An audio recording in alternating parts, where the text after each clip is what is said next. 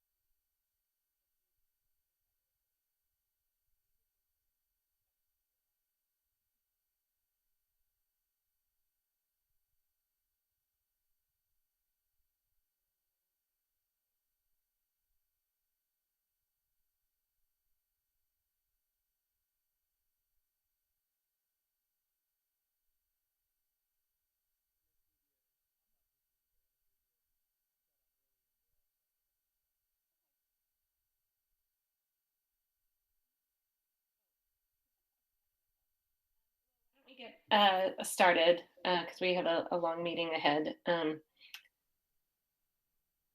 So whenever, just give me the signal and I'll call us to order.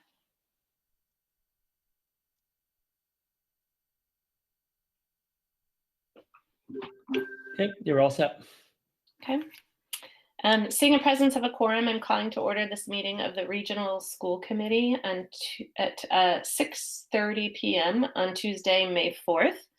And we will begin with a roll call attendance. And when I call your name, please state present. And I will go around as I usually try to do in alphabetical order. Mr. Demling. Demling present. Mr. Harrington. Harrington present. Ms. Kenny. Kenny present. Ms. Lord. Lord present. Ms. Stancer. Stancer present.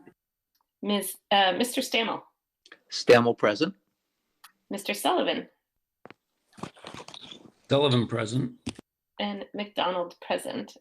And we also have joining us our student representative, Ms. Ruby King, and as well as Ms. Sharkus and Dr. Morris. Our first item on our agenda is to approve a series of minutes. I do believe one of them was in our packet in error. It was a Pelham School Committee meeting minutes, so we will skip those. And now I need to remind myself which one that was. But we have the January 7th meeting with the APEA Executive Board. We have the March 2nd joint committee meeting. And one of our members asked this question beforehand, and just to clarify, we will be reviewing and potentially approving minutes on behalf of the Regional School Committee. The other bodies at those joint meetings will need to approve the minutes separate. If we have changes to be made, those will be noted in our recording. Then we also have, sorry, I'm scrolling here. The meeting of Tuesday, March 9th. Again, that is a regional only meeting. And the next one is the April 6th regional meeting. So it is the March 11th one that we are skipping.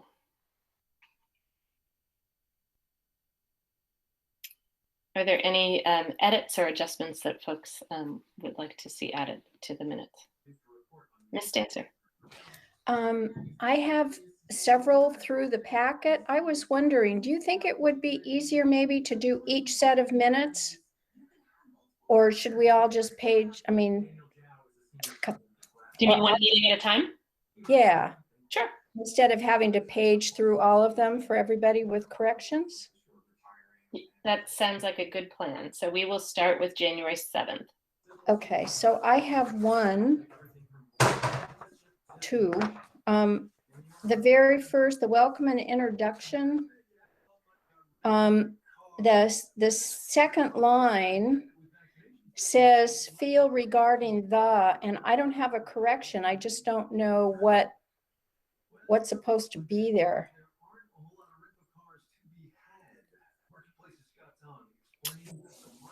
I think that was a recorded meeting, so we can go meeting together. It was regarding, oh, Cielo added something there. Okay, great. So Cielo picked that up.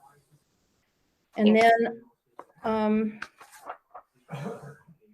on page 4, it's just a typo that the paragraph about Midway that starts with Miss Stancer on that first line. Options such as what students need what. I think maybe what doesn't belong there at the end of that sentence. Mm-hmm. That's all. Are there any further edits to January 7th? Mr. Harrington. Yeah, let me pull this up real quick. So page 3, I have 2 on page 3. So I'm not sure this is where I said something about hope or faith or whatnot. And then I'm pretty sure I didn't say it twice. So I think it didn't happen on page 3, but it's the third paragraph down on page 4. No, sorry. I'm way off. It says that I said it twice. Okay, yeah. The third paragraph on page 4 is accurate. The fourth paragraph is not accurate on page 3. I don't think I said that right there. And then on the last paragraph, it says Miss Jack is the APEA Unit A co-chair. I think that's Miss Jag, right? Which is Miss Jagadish. Yeah. And that's all I found for January 7th. Ms. Kenny.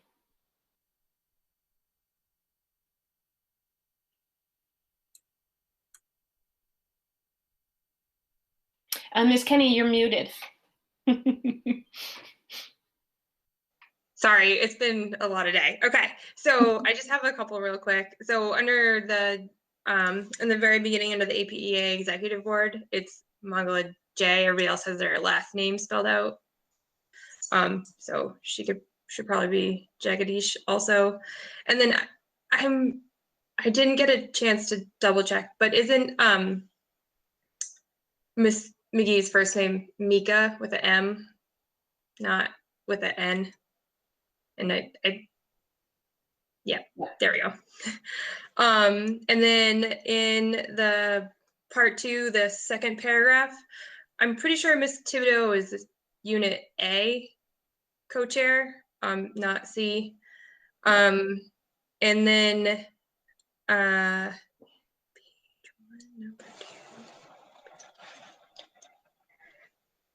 and then I think Miss Todd is a para at Wildwood at the school, so it should probably be capitalized. I think that was all I had for January 7th. Okay. Any others on January 7th?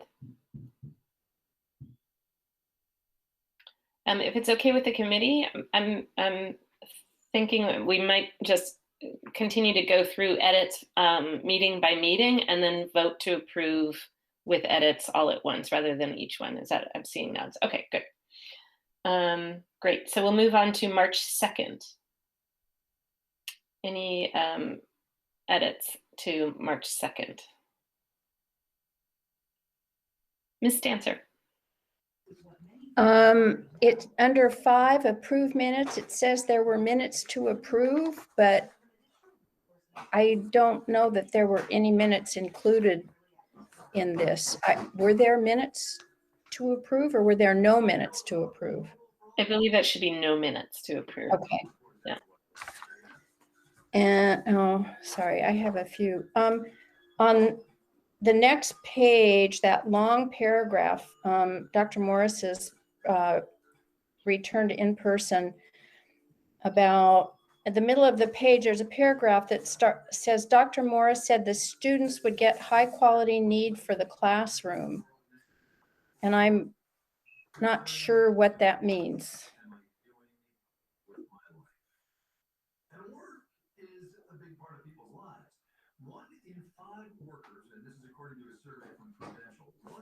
I'm not sure I remember either. Okay. Well, I'll go on. At third line from the bottom, I think track, T-R-A-C-T, should be track, T-R-A-C-K. More difficult to track. Yep. Okay, and on the next page under comments, Dr. Morris said that there are 3 primary areas we must finalize, and transportation is mentioned, but then there are no other things mentioned, and maybe we didn't talk about the other 2 things.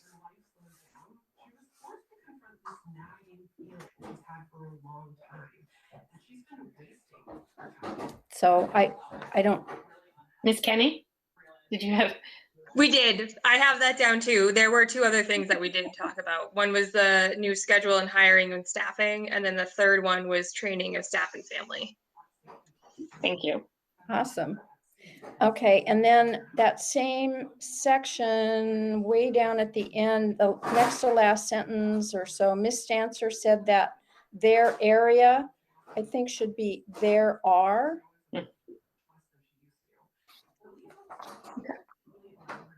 And I think that that's all for me. Okay.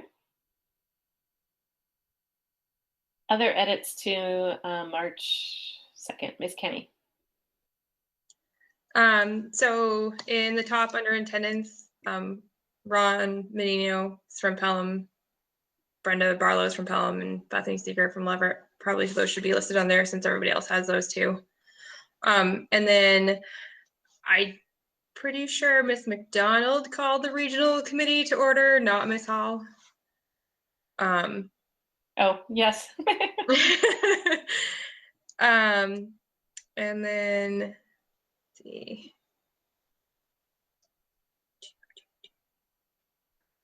Let me just so under item 9A, the first paragraph, it's like 6 or so lines down. It says we're lagging for the amount of in-person days we can offer, but I think it might be lacking. Mhm. And then near the end of that paragraph, it calls out Swift River, but I think it's probably supposed to be Fort River School. Yes. And then let's see.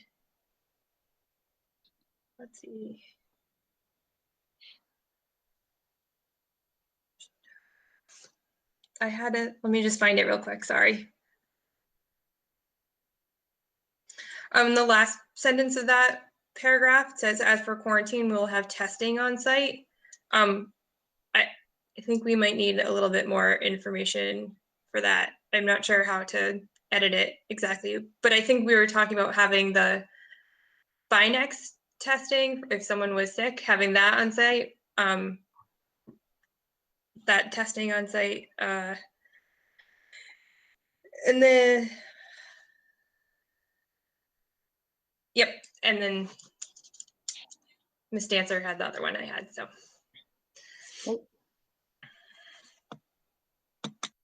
Any other edits, Mr. Harrington? I'm gonna apologize for being nitpicky on this, but I saw it and I can't unsee it now. So, but under gifts, Dean's Beans should be capitalized. And once again, apologize for being nitpicky on that.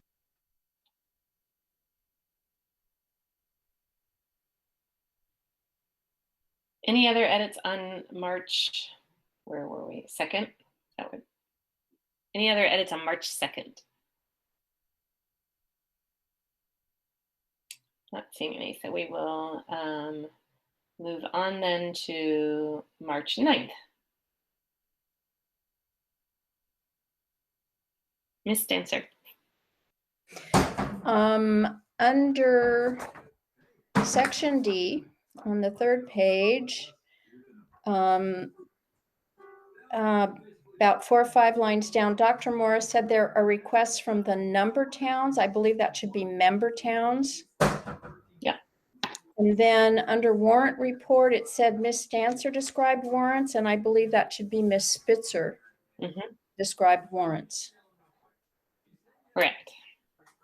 That's all I have. Okay. Any other edits on March 9th?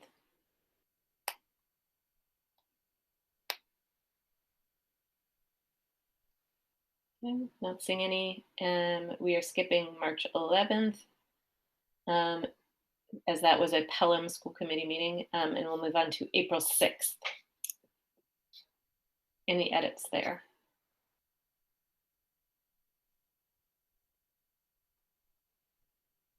Ms. King. Emily's name is Emily Gribko, not Gibko, so there's an R between the G and the Y.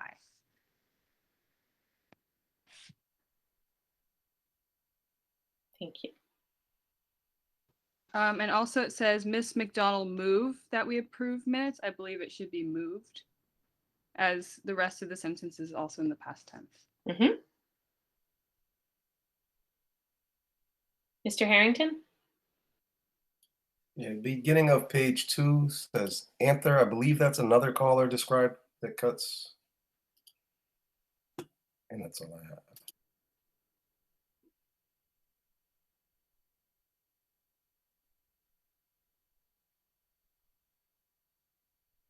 Any others? Ms. Stancer? At the bottom of that page, that last sentence, the appropriate discussion would meet me planning during the future agenda planning. I'm not quite sure what that's actually supposed to be. B. Yeah, E? B. Okay, Should be during, the appropriate discussion would be during the future agenda plan. oh, okay, great. Oh, and I'm sorry, one other thing. The Mhm. first sentence under superintendent update, staff members at Look Park, I believe, not Lake Park.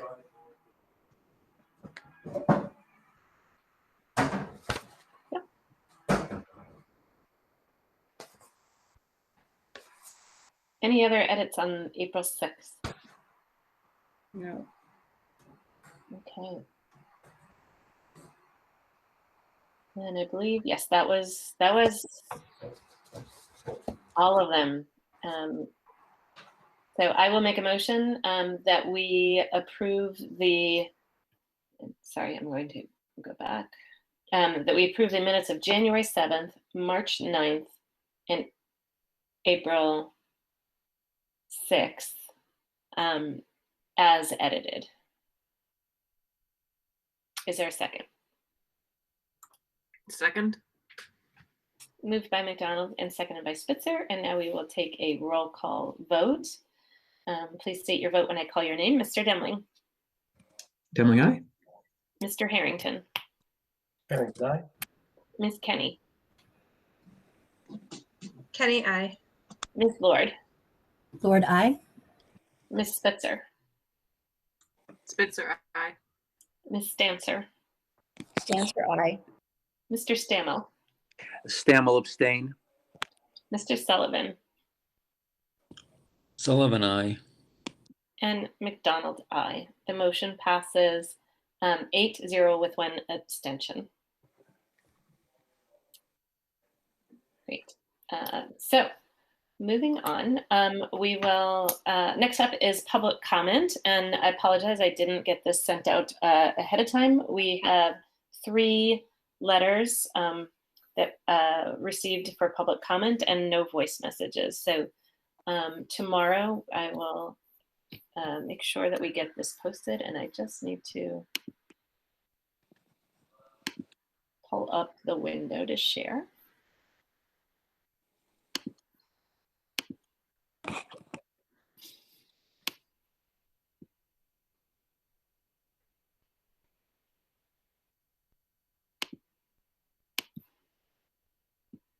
Are folks seeing this?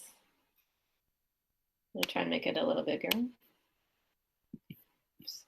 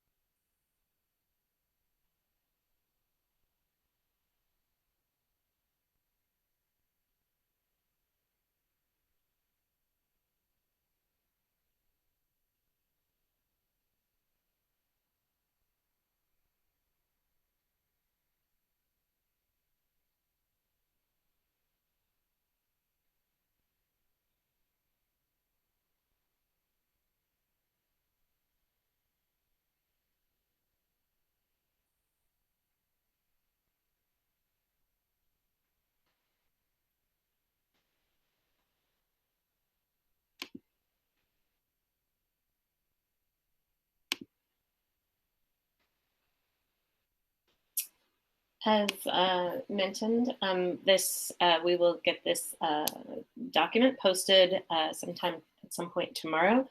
We'll also note that that last comment pertains to the Amherst School Committee, so I will also share that with the Amherst School Committee. Moving on, our next item is the superintendent's update. So I will turn it over to you, Dr. Morris. Sure. It's a harder one for me to, as you know, I've been working on being concise, but I have a number of things to share, so I'll do my best.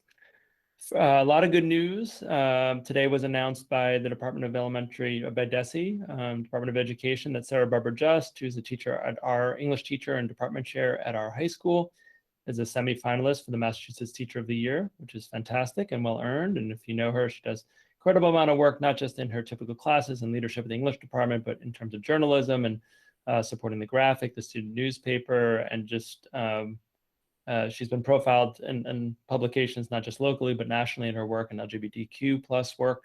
And she's just a fabulous person. So really, really pleased to be sending off my additional letter. I was not involved in the front end because superintendents aren't, but my additional letter reference tomorrow to support her candidacy, but just very exciting for us, and just a nice person too, which, that sometimes we don't think about that, but she's a great teacher and just does a wonderful job for students and our colleagues. This morning was my latest RIAC meeting. As many of you know, I'm on the Racial Imbalance Advisory Council, which is a statewide council. The two focus areas today were revising the VOC-TEC admissions criteria. So if you've been following that, there's been a significant shift in the state guidelines for VOC-TEC admissions, which are a lot around equity and diversity. So we had a long conversation about that, and we're working on an annual report, which I will share with you. A lot of conversation in particular around family engagement and hiring for diverse faculty today.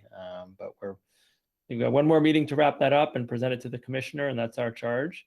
I should mention just for myself, I'm happy to welcome Jean to the committee, our new rep from Leverett, and just very excited to have you. I want to thank Bethany for her service for Leverett, and welcome to have you. And as I said, nice to see Jean. I only knew him from 4 town meetings and Leverett town meetings, so different setting for sure, but really, really pleased to have you here and welcome.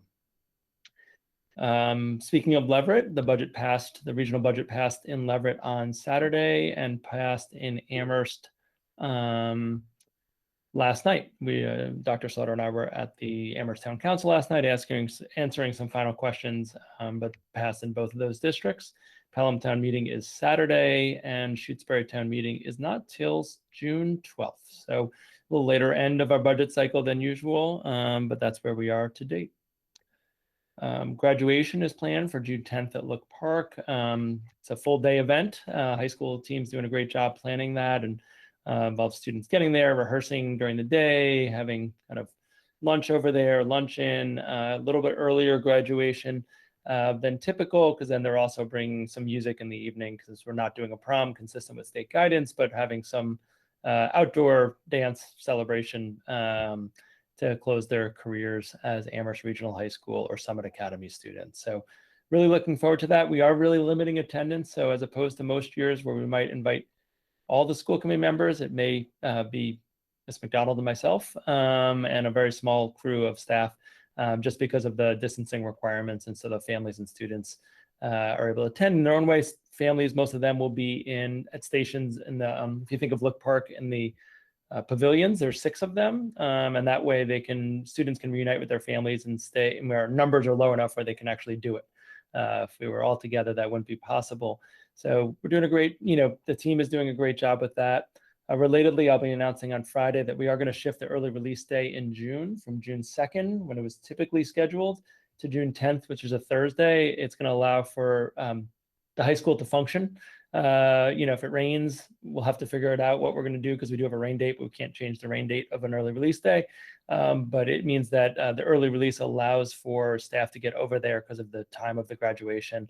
And if many of the staff are there, then they can't be teaching the 9th through 11th grade students. So we'll be announcing that on Friday. We just cleared it with transportation, special ed, and all the groups last couple of days. But really looking forward to a very different graduation, but I think a no less meaningful one with a different feel. I'm excited to be outside. I like it, not because of just COVID. It's just this Mullen Center's worked, but I like the open air part, and I think there's something special about it. And we'll see what we want to do after this year, but we're excited to try it out. We just last night got the results from the SPIFFy survey. This came up a while back. I think Ms. Spitzer asked about climate survey, and so our 8th, 10th, and 12th graders were encouraged to take the survey. SPIFFy is a regional coalition looking at health and well-being. So as we just got the survey data, it's not something I was able to turn over last night and get anything comprehensive to you, but it's a really helpful piece about well-being, mental health, looks at high-risk behaviors, drugs, alcohol, others. So it's a really good, and maybe a good participation. So it'd be a really good read on how our students are experiencing things, and then how students in Western Massachusetts and other districts are experiencing things. So that comparative piece is really helpful. So more soon on that. Something that we announced last night, which I'm really excited about, is working with the town. And I want to thank the town because I haven't seen it happen elsewhere, that they're doing an on-site vaccine clinic on Friday for students aged 16 to 18. This was emailed out to all students and all families of the high school. I should say 16 plus. We do have students who are older than 18 at our high school. My apologies, but 16 plus. We know some students who are in that category have gotten vaccinated either because they became eligible, can't say that, a few weeks ago, or because of their employer were able to get it earlier than that. But we know that there are students, and we're particularly the Family Centers doing outreach, our ELL department's doing outreach to families who have barriers for the other ways that folks might get vaccines. Parents, guardians do not need to attend. But they do need to sign a consent. The consent was sent out in, I think, 9 or 10 languages. And I also want to thank the health department of the places that are doing it usually in their typical place, like somewhere offsite. Our health department is flexible enough where we're encouraging people to sign up, but walk-ins are going to be welcome. And so that's a really unique thing. So I want to thank Emma Dragon, Jennifer Brown. Our nurses are, some of our school nurses will be doing the immunizations. I heard from a couple parents today who said, I'd much rather have our school nurse be involved than, all due respect, like CVS or Walgreens or something, that there was a comfort level of doing it on site. So, we're really thrilled, and we'll do the second follow-up shot 3 weeks after on the same location. So really great partnership, really looking forward to that. And when we think about vaccine equity, what we know is ability to get there is a lot of the battle. And since students are a captive audience, the students who are in person, it really helps with that as well. Skipping around. So this Thursday is the Grinspoon Excellence in Teaching Award winners. And this year for the regional level, the person who's winning the award is Jennifer Shylock, who works at Summit Academy.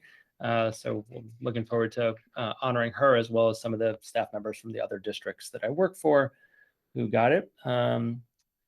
Just a quick thing on lunch. So we have kind of a sunny day schedule and then a rainy day schedule for lunch at the regional level. So on days where the weather's conducive, the vast majority of students are eating outside because we know it's safer to be outside with masks off. On days where it rains, we do have alternate plans. The high school is more tent area, so that's more potential. At the middle school, we do have 4 different rooms that students can go in, where students are minimum 8 feet apart from one another during their lunch block, beyond the 6 feet. So in general, we want students to eat outside as much as possible when that's not conducive, like tomorrow being a good example of a day where it's unlikely that students will be able to eat outside, or at least in the same number. We have alternate locations that provide, quality social distancing in rooms where we've tested the ventilation and the ventilation's strong. So I know that was a concern that came up throughout, and, we're trying our best to be outside as much as possible. But we're inside. When we're inside, we're spacing. At the middle school, we've also bought tremendous number of yoga mats, because there's a hill, if you haven't noticed, at the middle school, and it's really helpful.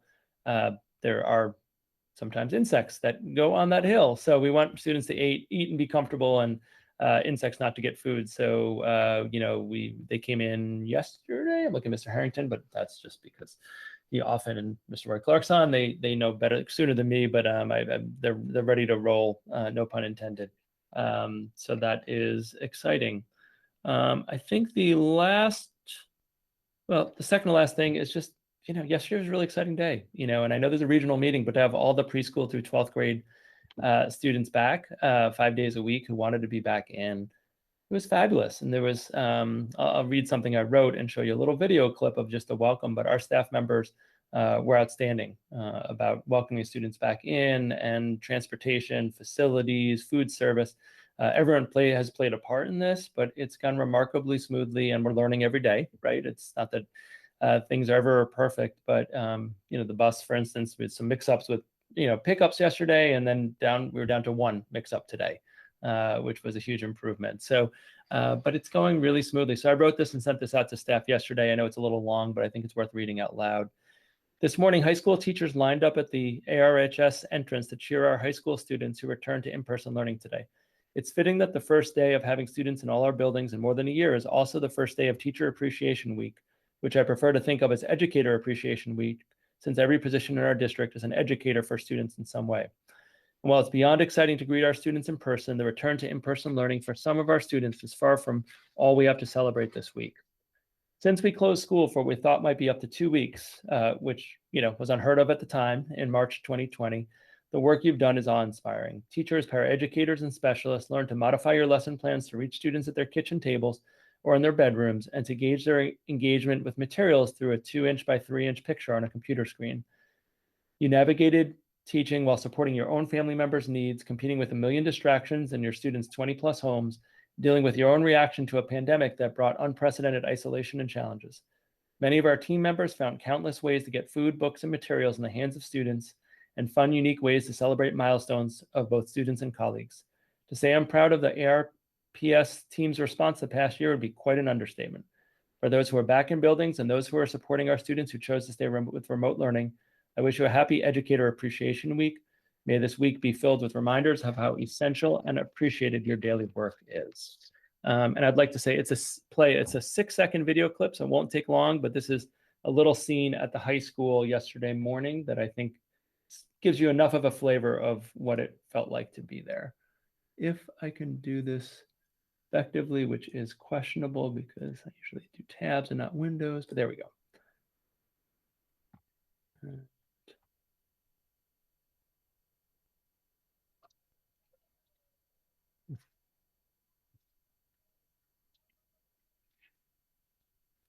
And that was just a short clip, but I think it showed just the energy and excitement as students walked through to be greeted back with that level. We saw emotional responses on the part of students and staff members who hadn't been in that environment in some time. And it was just joyous. So I apologize for the lengthy update, but there was a lot to share today, and a lot to share that I'm really excited about. You know, students coming back, the vaccine clinic, Sarah Barbara Just, Educator Appreciation Week.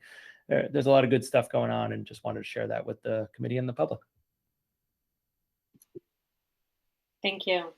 I feel like it's been a long time since we had a high volume of good news in our update, so it's great to hear.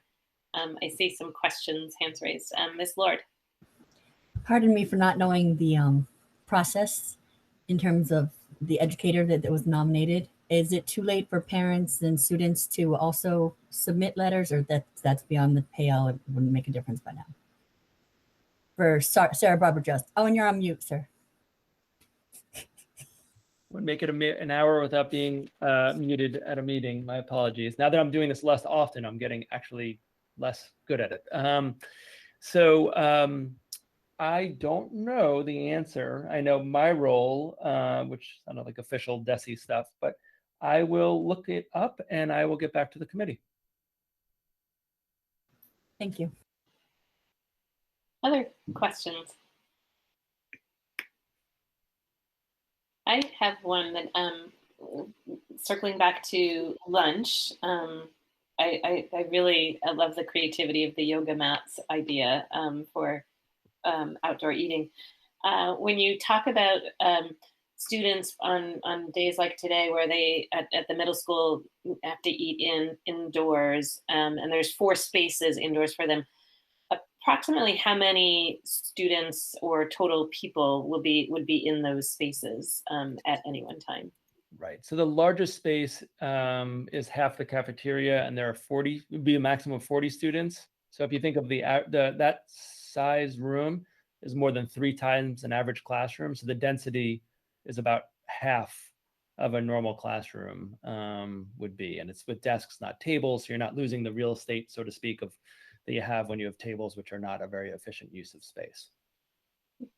So when you look at it, I saw it set up. I did not go in today. I was tied up in meetings when there was the student lunchtime, but just looking at it, it looks really spaced. And I know that's not a formal term, but they measured it out at 8 feet. And again, the density looks good. The ventilation's good, and it's in a room with windows that can open, even if it's raining, like tomorrow, where it may be raining pretty hard because of the right angled windows. Again, I'm looking at Rupert. He'd have better words for it, but hopefully I'm communicating accurately what that means. Thank you. Mr. Demling, I saw your hand going up. Yeah. So thank you for that update, Dr. Morris. It seems like forever since we've met after having met every week. So I have like a dozen things I want to ask you about. But to avoid staying here till midnight, I'm just going to pick one. And this is like the bigger picture topic I've been thinking about in the last month. So I'd like to get your thoughts on it tonight, and if it's if it makes sense maybe for the committee for future agenda planning. But the basic topic is, to what extent can we improve, both right now and going forward, how we reach out to and communicate with prospective families about enrolling in our schools? And there's been a few different things that have motivated this concern, but it's particularly in this broad picture of this COVID affected enrollment dip, and all schools are going through this, but it's a bit more exacerbated here because we're already in a generally declining enrollment trend. And we want to get as much of that enrollment back and retain as much of that as possible. And it's a real concern in the coming years, where budgets are going to continue to be tight. I think about from the point of view of a parent, even for ARPS parents, my kids went through ARPS elementary schools, and before my first kid was in the high school or the region, and I felt like a fairly engaged parent. It was a real black box, right, in terms of what was available, and just the vast array of services and positive things about our schools. And I'm not just talking about like the academics and the electives, but like the performing arts. It's like before you get there, you don't really like Fruth and Bechtold, all those amazing teachers, and I'm just scratching the surface of one aspect of our schools here. You don't know it until you're in it. And it's very difficult to find out that information and to learn about it in a way that will inform your decision if you're not already there. And the thing that makes it even harder is that ARPS happens to exist in a very competitive marketplace for prospective families, which I think is putting it kind of mildly. I would just remind the public, this is actually kind of ruthlessly aggressive, the marketing sometimes. A couple of years ago, we had a charter school that routinely spends 6 figures on advertising, invoke a Mass General law to force our district to hand over the names and addresses of our middle school students, which they then use to send direct marketing materials to try to lure them away from our schools. I mean, I'm not exaggerating the point, like that's what happened. And I'm not suggesting that we engage in that kind of behavior that I would consider unethical, but I do think that this moment of COVID and COVID exacerbated enrollment decline is kind of a wake-up call for, it doesn't make sense now to do something more robust and intentional with our outreach to parents so they can make the most informed decision. Now, obviously that involves a time and a money commitment, right? Because we're talking about things like really overhauling the website so that it's like a first-class landing ground for people to learn about our schools, or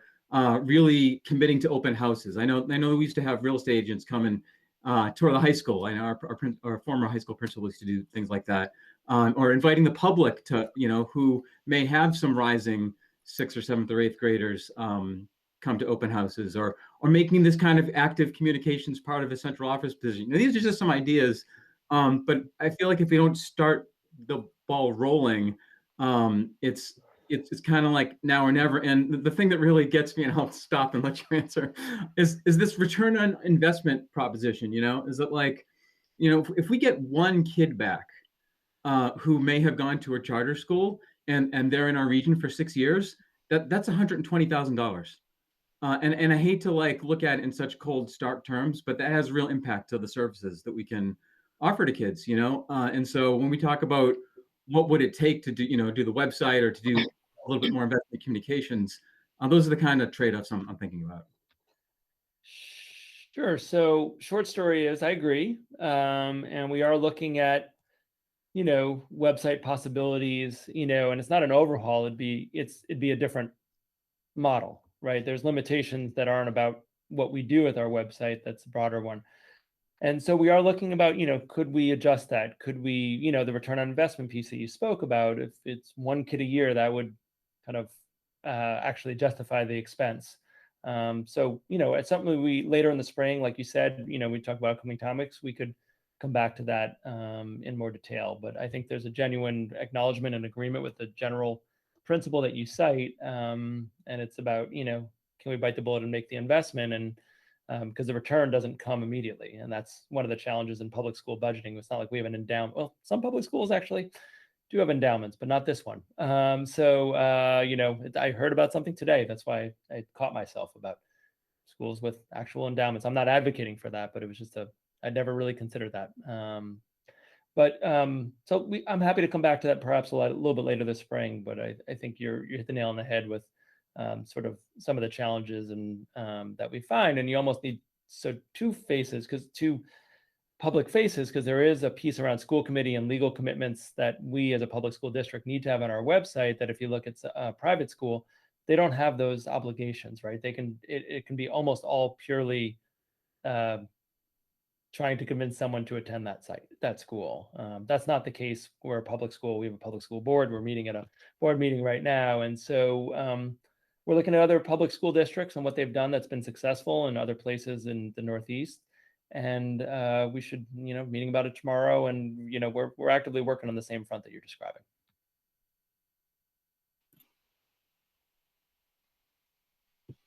So I'm hearing that we'll come back to this when we get to agenda planning. So, any other questions for the superintendent? Ms. Spitzer. Thanks so much for all the updates. It's nice to have good news. Small question, with the fact that it hasn't happened yet, but we're getting all the signals that next week they're going to be, that we'll have the ability, that the younger kids, 12 to 15-year-olds, will become eligible potentially for the Pfizer vaccine. So I'm just wondering if there's any, and it's probably too soon to tell, but I'm hopeful that maybe we could offer, are there any reasons we wouldn't potentially be able to offer the vaccine to that age group when it's available? I know it would be at the middle school instead of the high school, and all of those kids would probably need parent permission slips. So.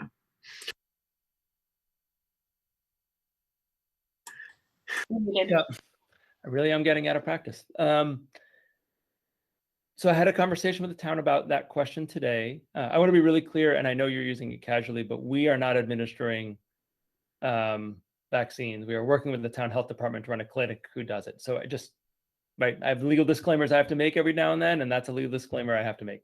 We are not a vaccine clinic, but so we had a conversation about that. I think the hard thing is we've seen multiple reports that said early next week, and it might be within days of that announcement. But the challenge is all towns or all regional collaboratives only receives generally a couple days before the week starts what their allotment is and what brand it is, so to speak, right? And right now Moderna is behind Pfizer.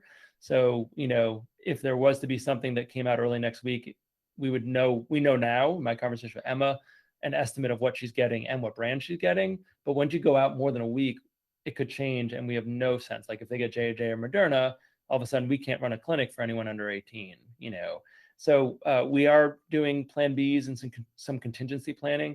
I think it is worth noting that a solid percentage of high school students are in that 12 to 15-year-old band. It's not just middle school students. And we are looking at the potential as the weather gets better, if we were to do it again, perhaps having it outside, which might be easier, especially when the kids are younger, even though parents don't need to be there, just permission. A lot of parents of a 12 or 13-year-old would want to be present if their child is getting vaccinated, and the outside seems like it's a better setting for that. So we are having some preliminary plans, and if any of the committee members want more details, I'm aware this is a public meeting, so that's probably as far as I'm comfortable sharing. But if there's any feedback you want to give or any more detailed conversation, I'm happy to chat with you individually.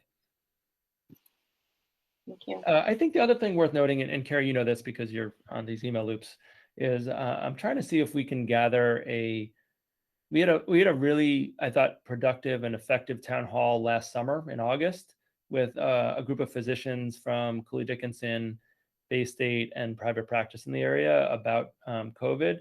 We're trying to figure out if we can get a group of folks together to talk about the vaccine and vaccine hesitancy in some of our communities, or because I think there's a lot of dialogue, if you've been following the news this week, about mandates for vaccines. If you look at the Washington Post today, there's a long article about vaccine mandates for employees and potentially for students. And so we're a long way from that, in my opinion. And I think I'd like to focus on the education part. And so if we can get the right group of physicians or public health experts together, we are trying to put together some level of town hall where people can come and ask questions, because I'll be honest, even in my role, I'm getting questions from employees like, what if I'm, like family planning or things like that.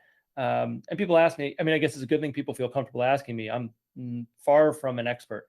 I know how I feel about vaccines and these vaccines in particular, but I'm not someone who should be offering medical advice. Like, that's entirely clear, right? I got an EDD, education doctorate. I don't have anything on the medical side, and I wouldn't have done well if I tried. So, we are trying to think about how do we do more broad outreach to the community for people who have very real questions and don't want to rely on what's in the newspaper, what they hear from friends, but actually want to have a place and a forum where they can ask providers very real questions and get answers and then make the decision for themselves.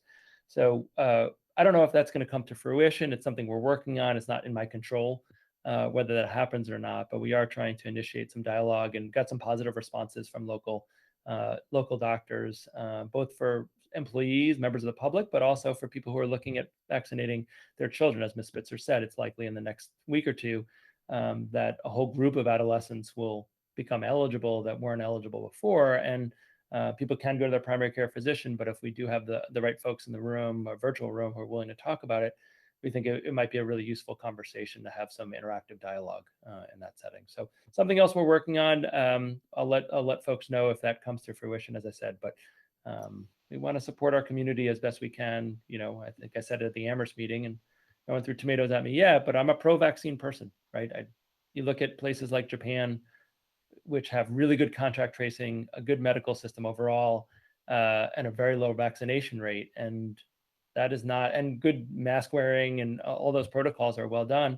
And what we're seeing is vaccination is making a huge impact on the spread of this virus. And so in my role as school superintendent, I want to have an environment that is the safest possible. And vaccination certainly has to be a primary point of our strategies to reduce potential spread of COVID in our community. So I'll get off my soapbox and we can perhaps move on, but I appreciate the question. Okay. If there's no other questions, then we can move on to our next item. And I'll try to catch us up on our agenda. I know we have a lot on our plate tonight. So I just have one brief thing. I apologize that I didn't mention this at the very beginning of our meeting, but we have a new member. We're welcoming a new member to the school committee. Dr. Morris also mentioned it, but Mr. Gene Stammel is joining us as the representative from the Leverett School Committee. Welcome. So for those that haven't been keeping close track of membership on the committee, Ms. Bethany Seeger was with us since the pandemic started, and probably squished in 2 or 3 years worth of service in that 1 year. But we welcome you, Mr. Stammel, to join this esteemed group of individuals. Thanks a lot. I have big shoes to fill in Bethany. Nice to be here. Thank you. So I'll move on now to our school committee announcements. Does anybody have an announcement? Ms. Lord. Yes, Chair McDonald, do you mind if I share my screen? Go right ahead. Okay, and I'll be quick about this, but during the past year, we've all been struggling and seen a lot. There's been a lot of great things, people driving people, going shopping, taking care of each other's kids. And one thing I really want to appreciate is how our PGO has come together to really try to make an impact on the seniors graduating and every like other ways that I don't know as well, but particularly right now, seniors, they've had a really challenging year. Oh wait, I have to hit share first. And so the ARHS parentcenter.org, I'm going to put it up here now. They've been planning great surprises. I don't want to ruin any of them. They've been fundraising, and in the community, there's a way if you'd like to show support or just voice your love for these students, if you're able. And if you're not, that's okay. You can also request one. Some are being donated. So if you don't have the funds, we got you. All right, I'm so long-winded. PGO, there it is, I think. So here it is. It is one sign. On one side, it says congratulations in English, and on the other, felicidades in Spanish. It's the same side, but it's both because we are a duolingual, bilingual school system coming up. And you just go to arhsparentcenter.org, and I also believe it'll be in Friday's newsletter blast. They're $10 each. If you can only afford $2, $1, want one donated, please get in touch with me because I don't want anybody to not have this. And this is separate from what the seniors will also have. So I think that covers it. Thank you. I just need to figure out how to stop sharing because this is not Zoom. There you go. Okay. Thank you. Yeah. Yes, our PGOs have been so supportive throughout this pandemic, including all of the support that's continuing this year with the hotspot, the fundraising for a hotspot. So it's great to see that. Great. So we now move on to our new and continuing business. And our first item, just a quick agenda change. Item B on our agenda, we are tabling that, and we'll come back to that either later this spring or potentially in the fall on that one. So that is a policy update. But starting with item A, that tonight we're looking at a statement of interest for the MSBA, I believe it's called the Accelerated Repair Program, for work on the middle school roof. I feel like it's Groundhog's Day a little bit. So I'll turn it over to Dr. Morris and Mr. Rupert Boyd-Clark. Yeah, so I'll try to do the summary tonight. What's being presented is, and thank you to Mr. Roy Clark for putting together the draft. This is going to look eerily familiar for those of you who were on the committee last year, to a very similar request. What's happened the last couple of years is we've requested the accelerated MSBA's, which is the Massachusetts School Building Authority's Accelerated Repair Program. The money for this roof was appropriated by the four towns several years ago. It was $3 million. If you do get into the Accelerated Repair Program, they play a significant portion of that, and the towns expressed an interest and excitement at not having to pay all $3 million for the middle school roof, and almost an expectation that we would do that. The challenge is you can apply when you get to a certain number of years, and too many roofs are too old. So we keep on applying, and hopefully we'll get in the queue this year a little higher up. It's not about the condition of the roof. There's been no question about that. It's simply about the age. So as it gets 1 year older every year, and hopefully the MSBA has caught up with a number of other roof projects, we would ask for your support. You can either vote tonight or we could bring it back in 2 weeks. In your packet on page 23 is a very lengthy language that needs to be voted. If you remember from other times, the MSBA is very particular about the vote language on all projects, and this is the language. The application, I'll let Mr. Roy Clark describe it, but you're not going to see a lot of wild differences from last year to this year. And again, we received no negative feedback on the need. It was simply about where we were in the queue and the age of the roof. So again, Mr. Roy Clark can maybe do a very brief description of the application, and then really open up for any questions. And if the committee's comfortable voting tonight, great. If it wants to vote in 2 weeks, that's fine. It is due on June 1st. But Mr. Roy Clark, is there any kind of details you'd like to share that you think are relevant for the committee to hear? Well, this is pretty much the same application that went in 2 years ago when we first were eligible with a 25-year roof. And last year when we had a 26-year-old roof. Now we have a 27-year-old roof. There have been minor changes, like I've updated the number of years of age. Other than that, it's essentially the same request and format. It's based on the same study that was done by Gale Associates during, I think, FY18 that they sent us, I think, in December of 2017 after they did their study and review. So there's really nothing much new in there. We're crossing our fingers, so we'll see what happens with the state funding. But I'm happy to answer any specific questions that there are about it or the project. Questions? Mr. Sullivan. Yeah, I'm just curious what you think the odds are of them moving the goalpost for the 5th year in a row, where now that we've hit 27, that's where they push the goalpost back. Do you think they'll push them back further, or are they going to stick to 27?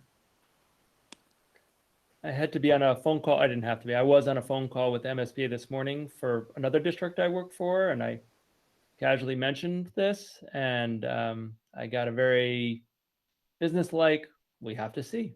We'll see how many people apply. We can't tell you until we know. I know Shutesbury, I think you're in the queue on Shutesbury Elementary as well, if I was recalling correctly. I don't know the number for the roof on Shutesbury Elementary, but I think it really, it depends. And I don't know how their budget has been affected positively or negatively by the state funding and shifts. But I got a very non-committal answer. So that's what I'm going to give to you tonight. Mr. Demling? Yeah, hopefully this is the year where we hit the alarm clock and today is tomorrow, right? So I'm just looking at the I don't have any questions about the application that I've seen 4 years in a row.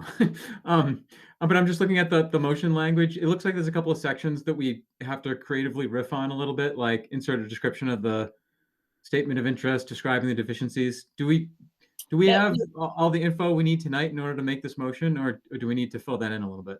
It was, sorry, there was a second packet that was distributed. Oh. I just pulled it up. So all of that has been resolved.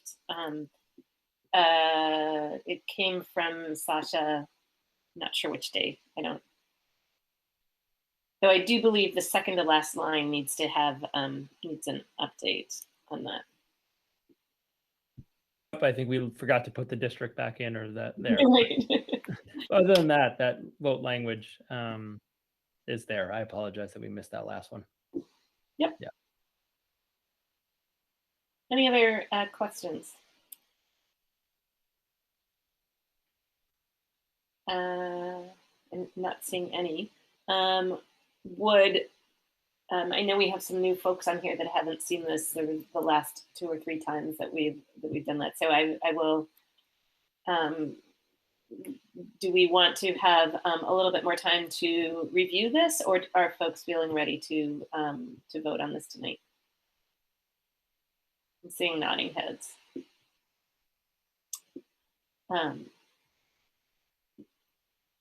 I suppose I could read the motion, unless somebody else is dying to read. I will move resolved. Having convened in an open meeting on May 4th, 2021, prior to the SOI closing date, the Amherst Pelham Regional School Committee, in accordance with its charter, bylaws, and ordinances, has voted to authorize the superintendent to submit to the Massachusetts School Building Authority the statement of interest form dated April 30, 2021, for the Amherst Regional Middle School located at 170 Chestnut Street in Amherst, Massachusetts 01002, which describes and explains the following deficiencies and the priority categories for which an application may be submitted to the Massachusetts School Building Authority in the future for the Accelerated Repair Program to replace the roof, which is 27 years old and is in poor condition, that is affecting the education of students at that site, and hereby further specifically acknowledges that by submitting this statement of interest form, the Massachusetts School Building Authority in no way guarantees the acceptance or the approval of an application, the awarding of a grant, or any other funding commitment from the Massachusetts School Building Authority, or commits the Amherst Pelham Regional School District to filing an application for funding with the Massachusetts School Building Authority.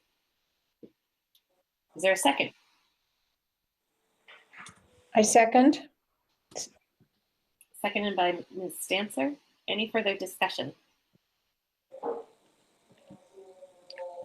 Seeing none, we'll move to a roll call vote. Mr. Demling, Demling, aye. Mr. Harrington, Harrington, aye. Ms. Kenny, Kenny, I. Ms. Lord, Lord, I. Ms. Spitzer, Spitzer, aye. Ms. Stancer, Stancer, I. Mr. Stammel, Stammel, aye. Mr. Sullivan, Sullivan, I. and McDonald, aye. The motion passes unanimously. Thank you very much. And the next step is that Mr. Roy Clark will get this vote language with the correction, my apologies, and we'll submit this. And they're talking about a quick turnaround this year, so we'll update the committee and the community when we hear back from them, and we'll keep our fingers crossed, as Mr. Sullivan said, that they don't, the age doesn't continue to increase. And this is the year, I know it's high interest of our all 4 communities who voted this a couple years ago, and I still do get questions. And honestly, a lot of trepidation about the sticker shock if we were to, need to do this before we get into MSBA. So appreciate your work, Mr. Roy Clark, and wish you having a lovely evening, and we can connect tomorrow about just the last steps in submitting. Thank you, Mr. Roy Clark. Okay. As I mentioned, we are tabling the item B, the policy on exchange students, to a future meeting. And so we move on to item C, which is a discussion on the adding 6th grade potentially to the middle school. And I know that there's a background discussion in the slides in the packet, but just to tee this up, I received some feedback from community members saying, where did this come from, and feeling a little blindsided by this. So I'll just sort of pause and say, this conversation actually started 2 years ago, which seems crazy that it's been 2 years. And that was built on sort of prior work that extended even longer before that. But the work began in 2019, and a working group or task force to study middle school grade span was convened that had community members of parents, as well as teachers, instructors from both elementary school as well as middle school, as well as including elementary schools in the region, not just Amherst elementary schools, and studied and explored this, the middle grades education. The report was near completion and was due to be presented and discussed at the regional school committee last March, and other things got in our way. And so we are now sort of resurrecting this topic and going to continue moving forward. So there's a long history to this discussion. So I'll turn it over to you, Dr. Morris. Yeah, and thank you. And just to cue this up, I think also in terms of members of the public, 1 or 2 people got in touch with me. No one's making any decisions tonight that are like, oh yeah, they're going to move or they're not going to move. Like, this is an initial conversation. And really the question I'm going to ask at the end of it is, do we want to continue to engage? And if so, then I'll come back in a couple weeks with maybe utilizing some work that committees have done about how to engage. So the decision point tonight is really, it doesn't need to happen tonight, but the question I'm going to ask at the end is, does the committee feel like this is worth exploring and allowing other of the elementary committees, because I know multiple of the elementary committees are interested in exploring this. And that's really all that I'm going to ask at the end tonight. There's not going to be what's a time, like we'll get to all of those things, but I think I appreciate the framing that Ms. McDonald said. And since I've lived it for a while, I'm going to go backwards. This doesn't start at the beginning of the conversation about 6th grade to the middle school, because that predates me in this role. I can remember conversations when I was principal of Crocker Farm Elementary. So this is now going back a decade with different middle school principal, different school superintendent at that point in time. And some of the conversation, frankly, comes that we are a very unusual district. There's less than a quarter of the districts nationwide, as well as in Massachusetts, have K-6, 7, 8, and 9 through 12 schools. So there's a whole number of factors we'll talk about infrastructure, about space, and all of those things. But at a core, we have a model of education, a grade span model that's atypical, maybe better, maybe worse, right? That's why groups investigate it, but it's an outlier. There are not many of them in the state, and there are particularly not many of them in districts our size. So you might see some in different size districts. And so for a long time, people have been raising this question. And so I'm only picking it up in about 2018, where my slides pick up, but there's a longer history than that I don't actually have the capacity to detail all the efforts and all the conversations. My first year teaching, I was a sixth grade teacher at Fort River School in 2001, 2002. And it was a conversation that some middle school folks, when we were having transition meetings for students, were bringing up in that year. So all 20 years of my district, I feel like there's at least been murmurs of why is sixth grade at the elementary level? Again, that's not saying it should or shouldn't be the case, but it has a long history. And really all we're talking about tonight is, do we want to, every step along the way, we've asked, do we want to engage further? And we have a lot of information at this point, and that's the question I'll ask at the end. Again, this came up a couple years. I wasn't in this role as assistant superintendent, and then since I've been superintendent, I would attend Four Town meetings. For those of you who don't know, Four Town meetings are where the four towns get together a couple times a winter to talk about the regional budget. And one of the things that came up year after year is, could we fit the 7th through 8th graders in the high school? Could we fit the 6th graders up at the middle school? And a lot of that wasn't educationally framed. It was framed as a cost, looking at efficiencies of cost. Do we need the number of buildings that we have? Could we make better use of our buildings? Could that have a financial benefit so we could spend more money on maintaining, our teachers, our staff members, and less on kind of the buildings? And so it came up year after year. So in 2018, we asked for funds because I felt that I was answering the questions that I could answer, and there was a whole set of questions I couldn't answer. I'm talking a lot tonight about what I'm not, but that's okay. I'm not a trained architect. I can't really figure out all of the pieces. And so we asked for an appropriation of funds from the four towns to create a facilities use study. So that meant hiring an architect, a licensed architect firm, having a committee, a steering committee that met with that firm that looked at two core questions. What could 7th and 8th graders fit in the current configuration of Amherst Regional High School? We do have a number of high schools, not so many this size, but there are high schools in Western Mass that are 7 through 12 high schools, or 7 through 12 secondary schools. The second question is, could 6th grade fit in the middle school? There's about a 600-page report that is listed there. And there's also a much briefer presentation that was made at a regional school committee. Actually, it was a joint school committee meeting, take it back, that the architects completed. Thank you to those who volunteered for that facilities use study. There was a really strong advisory board. The synopsis is, it would cost many millions of dollars to move the 7th and 8th graders to the high school for a number of reasons. They don't fit naturally. They didn't fit in a way where they could be in their own wing.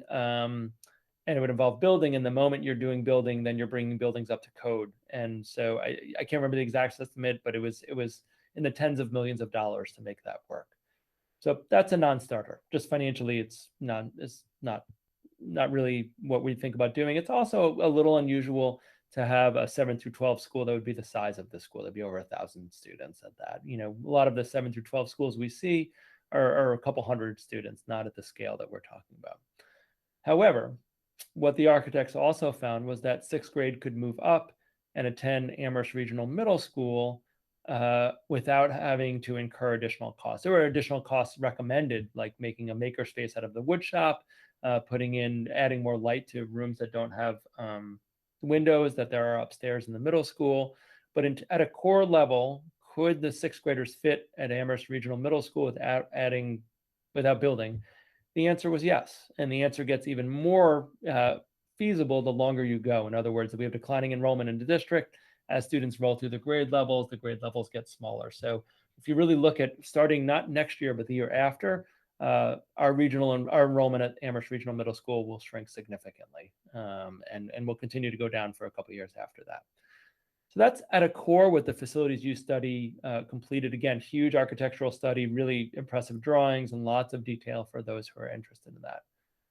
Before I go on, I want to actually pause here to see if there's questions about work. I know it's shockingly 3 years ago. I remember those meetings and remember doing that work. It's been a while, but I didn't know if there was any, before I go on to the study that's more acutely on the topic tonight, which is the Grade Span Advisory Board, I want to see if there was any questions about the facilities use study that was completed. Seeing none. Oh, I'm sorry, there is one. My apologies. Mr. Demling. Yeah. Is there any impact to that conclusions of that study based on any work that was done in the last year to bring some of our facilities up to with the ventilation and whatnot for COVID? Or is the conclusion of that study pretty much still relevant to the state of our of arms today? Yeah, our capacity at arms has not changed. So, I think at some of our buildings, we've had to reduce capacity, but at the middle school, we have the same number of classrooms. We haven't taken down any walls or shrunk spaces. And actually, some of the recommendations, painting, not that the full building's painted, but the front entryway, one of the recommendations was to make it a more bright environment when you walk in the building. And I know not probably Ben and I are the only people who've been in the building, I'm guessing, but it's bright. It's very, very bright now when you walk into the middle school, both the doors, but particularly when you walk in the lobby. So that's not all of the recommendation, but I think some of the recommendations already have taken place.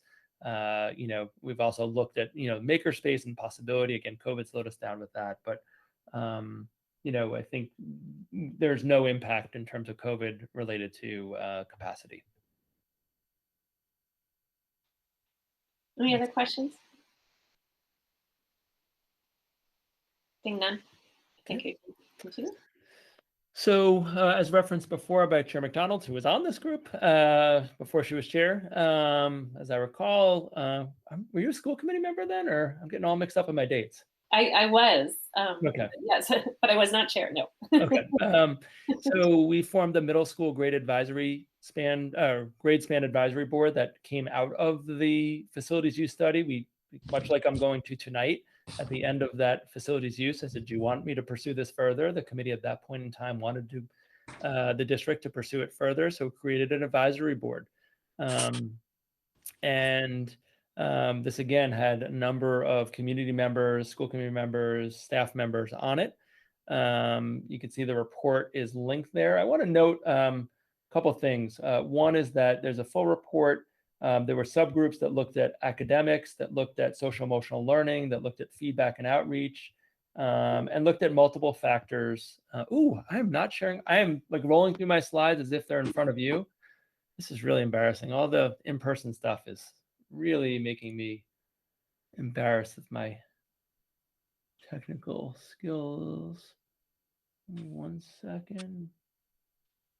There we go. But thank you for the queuing. I appreciate it.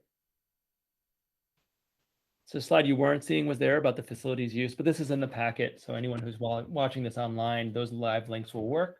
Warning that the full facilities use study is 600 pages and it has tons of drawings. So it's a huge file. So it takes a little while to download. The presentation is much easier and has the same drawings. So it's probably more understandable for the average person like myself. So we had this advisory board. Again, the report was completed. I want to note there's a couple things at the end of the report. There are appendices that were not completed by the advisory board. So I just want to note that there's some other documents we just had as an archive, not that we're endorsing anything in there. And I got some feedback today on one of those items, which I think especially devoid of context, but even with the context, I think was problematic, which I agree with. So I want to acknowledge that the first sort of 43 pages or so, when you get to the enrollment projection, that's the work of the committee. The rest is just kind of artifacts of things that were presented. I think in particular, the comparison of factors, you'll see a really balanced viewpoint that people talk about pros and cons a lot. We actually had a lot of conversations about what we should call it. Should we call it pros and cons, or how should we describe it, the multiple factors? And I think it was a really balanced group. That there were people who definitely felt really passionately one way or the other, and there was a majority of people in the group who wanted to learn and contribute and could see the possibilities. And I think that's maybe the most critical piece that I'll share is sometimes when we have kind of binary choices, should we do A or should we do B? We can get into advocacy, and I think what the group did really well is stay in the inquiry place. And I think the more we can kind of promote that, that there are, you could look at any set of grade span configurations, and the most important thing is going to be making the best choice for the community and how you implement it, right? You could have the best grade span that has been designed perfectly and implemented poorly. It will not do well for kids, right? So, K-8 was about 10 years ago, there was a lot of districts changing to K-8, and it worked some places and didn't work as well other places. The places that worked well had a vision for what that looked like and implement it with fidelity. The places that didn't work well didn't really have that. And they just thought just magically putting students in a K-8 structure was going to resolve problems. And it's really about the intentionality and the vision. And I think the group did well, in my opinion. And Allison, you can jump in, with your non-chair hat if you like. I'm trying to think if there was anyone else on this group that was on that committee. I think it was just the two of us, as I recall, who really worked on visioning and what this would mean. And a lot of the focus, academics, there was a lot of positive feelings about having more earlier access to world language and some of the electives. I think the concerns were much more on the social emotional well-being side. And again, this went to the place of, if we had a vision for what that looked like, a 6 through 8 middle school would look like, there was more positivity. If you look, if you don't have that vision, then it looks much less favorable. I say one more thing, and then Allison, if you want to jump in, I would appreciate that. But, I think as I put on the slide, maybe among the most important pieces for me was a group of us staff members, and actually more staff members, some staff members who weren't even on the group, but we invited 6th grade teachers. We visited JFK Middle School in Northampton, which is a 6 through 8 middle school. The school's the same size as ours roughly would be from a 6 to 8 context. Demographically, it's a very similar school system. From an ethos perspective, we share a lot of common values and virtues, I think, with the Northampton Public Schools. So we met with the parents on the PGO. We met with other sets of parents. We met with we had some student interactions. We had sets of teacher interactions, guidance counselor, mental health interactions. And it was among the more valuable experiences I've had about school visits, because it was the students you walked around, it felt like our schools. What you saw on the walls felt like our schools. The curriculum felt like our schools. But the difference is they had 6th graders there, and they had a model where 6th graders had a substantially different program than 7th and 8th graders, and being able to see what their vision was. And it was really a give and take. There was feedback that we offered about, particularly on well-being, that they were really excited about. Oh, how do you do that? How do you do work on restorative practices within this construct? They don't have someone like we do in our middle school who facilitates that work and climate and culture. And so, but seeing it's a lot better than reading about it, right? Probably that's true of a lot of things in life, and it certainly wasn't true. It certainly was true in this regard. So that was like the postscript to, it was at the very end of our session. It was not that long before schools were shut down, actually, that folks were able to take that visit. And we did have staff members, we did have families who were able to come and participate in that experience as well. We met with the principal. So it was a really valuable experience. But I want to thank the whole group. They did, a tremendous amount of work, and it's not easy, right? All these subcommittees, you look at the final result, and I was looking at it this morning, looking back, and I was like, wow, it just looks like it was easy to put together this huge comparison of factors chart. And when you're living in it and people are debating, well, that's not true. Is that an opinion, or is that a fact? Or, it's really hard, and it can feel like a slog for a lot of the time. But then looking at the end result, I was really proud of the work and appreciative of all the time that people put in. But I don't know, Allison, if you had more that you wanted to share. Yeah, no, I think it feels like ancient history in so many ways that it's hard to recall. But I mean, I think the key thing too is that it was over it started in the summer, and so there was the time that people were investing in this was significant, and not sort of during normal school hours. And I do recall, I would echo the sentiment that the group came in and with a sort of sense of curiosity and inquiry and really wanting to learn. And it only came, it was, I think at one point where we were sharing sort of where folks were on sort of thinking about this personally.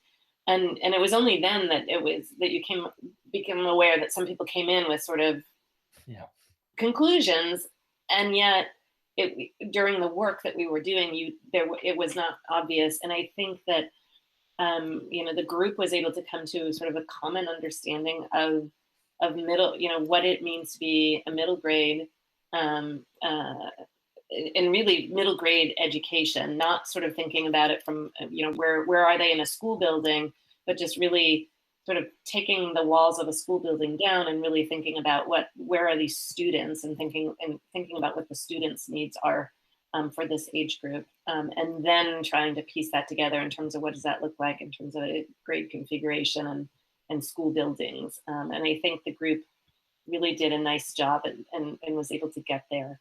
And a lot of deep thinking, a lot of wrangling and sort of conversation. It was an interesting experience, I think.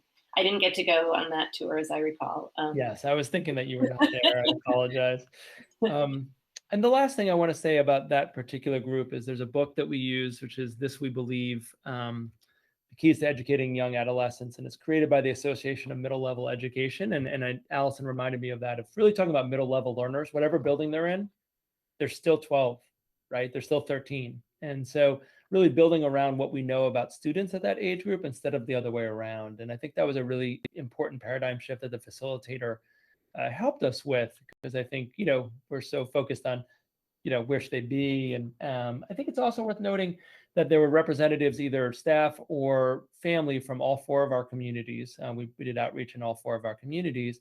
And this really gets to the last point, which is how we situate this right now.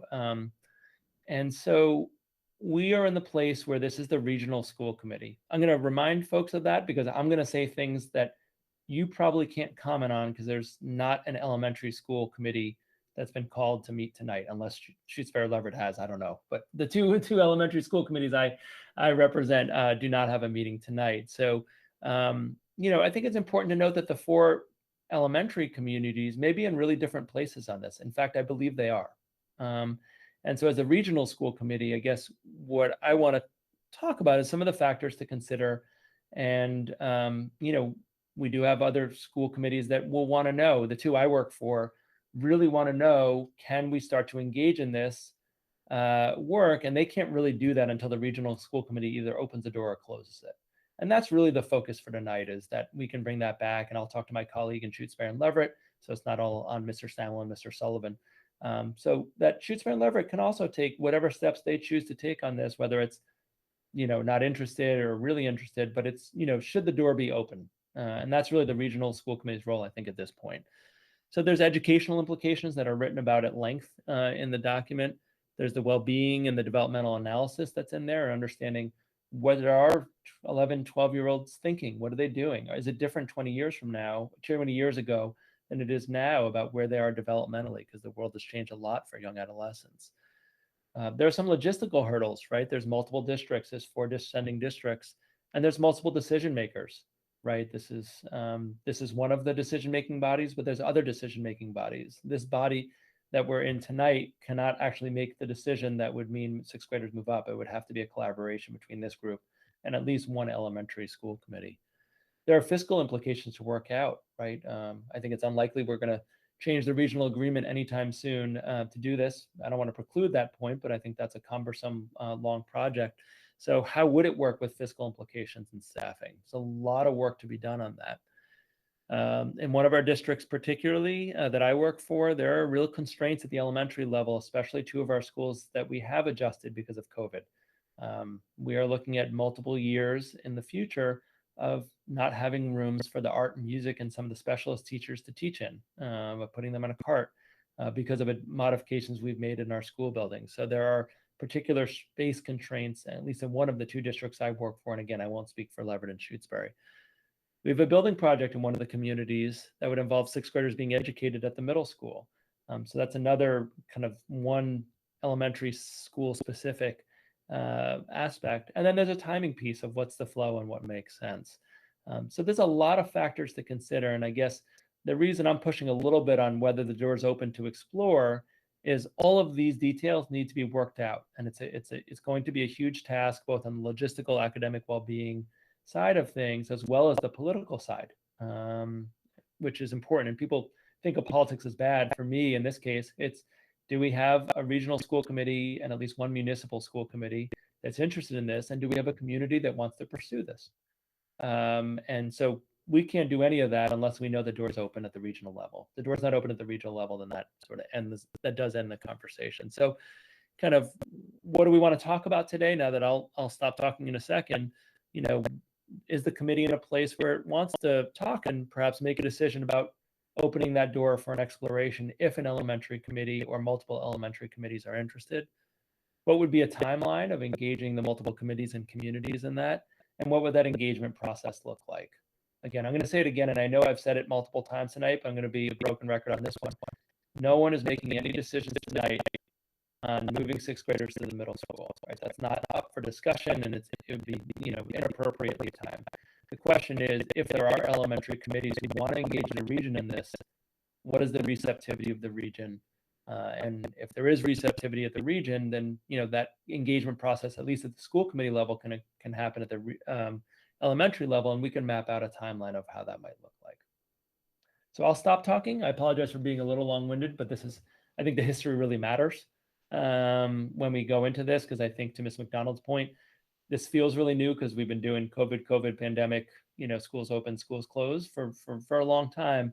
This is actually getting back to a non-pandemic issue that we were on the precipice of having this conversation 14 months ago, 13 months ago, and then we weren't able to do it. So that's what I want to share, and just open it up to Ms. McDonald and others for some dialogue and see where the regional school committee is with your regional school committee hats on.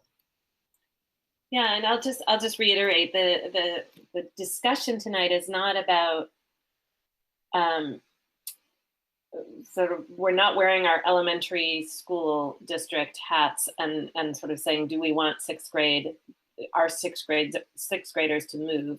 We're sitting in the middle school in the region and thinking about what do we want the education to look like, and as I like that analogy, is the door open if the others. So the decision on sending a sixth grade is not with this committee. But the decision on opening the door would eventually be with this committee. So, Mr. Sullivan. Yeah, it's interesting we're using the term "open the door" again, because I was the first one to speak 2 years ago when we did this, and I'm gonna pretty much say the same thing I said then. Shutesbury is more than happy to kick the door open to the middle school to allow sixth graders in, but I can tell you at this point, it'll be a long time before the Shutesbury sixth graders do come down the hill, but it is a conversation that I do want to start in Shutesbury, but Shutesbury is more than happy to have any other town send their sixth graders to the middle school. Mr. Stammel. We have not discussed this on our committee, but personally, I don't see any reason why we shouldn't have the door open. I mean, it's certainly worth the discussion. And I've taught for 35 years in public school and the elementary level, and I know I've had good experiences. I've had have said nothing but good things about 6 to 8 middle schools, and it's why not talk about it? Why not explore it? Mr. Demling. Yeah, I mean, I pretty much agree with Mr. Sullivan, Mr. Stammel. I think it's actually a pretty easy discussion for the regional school committee to talk about, because our primary concern is not sixth graders, right? I mean, so let me be clear. I care about sixth graders, right? But we're a body that oversees 7 through 12, right? And 2 buildings. And so really the narrowness of the scope of this issue for our committee's purposes is it feasible to have a district agreement between multiple districts? Is the staffing and oversight that would have to occur feasible, right? Because you would have regional principal overseeing 7th and 8th, and someone possible, I'm getting into the details here, but like we'd have to work out those logistics. So we'd have to hear from Dr. Morris and from Principal Sharon and from probably from some other people in central office, if not some of the elementary principals who are interested. Anyway, and then is there, specific to this committee, is there a negative impact to the experience or education of our 7th and 8th graders? That's what really this committee ought to, I think, be focused on. And if we can check those boxes, then it's pretty, to me, it's a pretty easy, clear path to saying, yes, the door's open. Now, after that, I think is the harder work for, not harder in terms of complex, but the more robust work of any elementary committee who wants to consider sending their 6th graders to the middle school. Then they would want to engage their community in whatever way they want to engage. And we've certainly seen from Dr. Morris's slide that some of our communities are anxious to get that ball rolling. So, you know, in terms of timing, I don't see any reason for this committee to really draw it out any more than necessary. You know, because most of the meaty discussion, right, where you get into the interesting back and forths about it, is about the impact of sixth graders, and that's not the oversight of this committee. Dr. Morris. Yeah, I appreciate the framing of the first three comments, and I just want to note on that last piece, I think there was in the committee a lot of, and the trip to Northampton, there was a lot of support for the concept of that it might be beneficial for a middle school to be 3 years in terms of continuity, the challenges of middle school, that in 7th grade you're coming and in 8th grade you're going. It doesn't allow for kind of parent groups to be as active as they'd like to be, and for students and staff to maintain the kind of level of relationships. And that's really, frankly, why many districts long ago moved away from 7-8 middle schools or junior high schools. Was it's particularly challenging at that age to have essentially 2 transitions in 3 years, right? 6 to 7 and then 8 to 9, all happening in a pretty tight span of time. So I'm not advocating for that, but I think there was a lot of support, as you know, kind of to Mr. Demling's point, that whether it's the right thing for 6th graders, I think, right, that's the meaty conversation, but kind of the model of 6 through 8 is frankly not controversial, and was moved to a lot to provide more consistency for young adolescent students. So whether that's the right thing for our 6th graders in different communities, that's a different question. But from the middle school level, having more continuity, and it would also allow for economy of scale wise, more elective offerings, and some of the things that our 6th graders, I think, would be, you know, sort of interested in. But I you know, I just wanted to respond to that because I think it was an important point. I wasn't explicit before.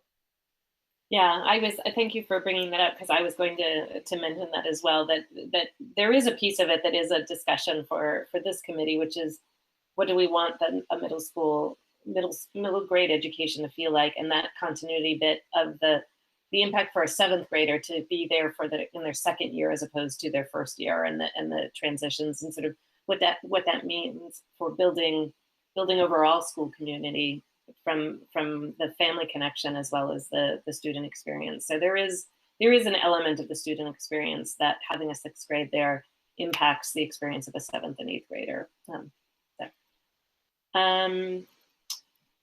Mr. Sullivan's hand is up, but are you okay, Mr. Sullivan, if I give Ms. Spitzer a chance to speak first? Okay, Ms. Spitzer.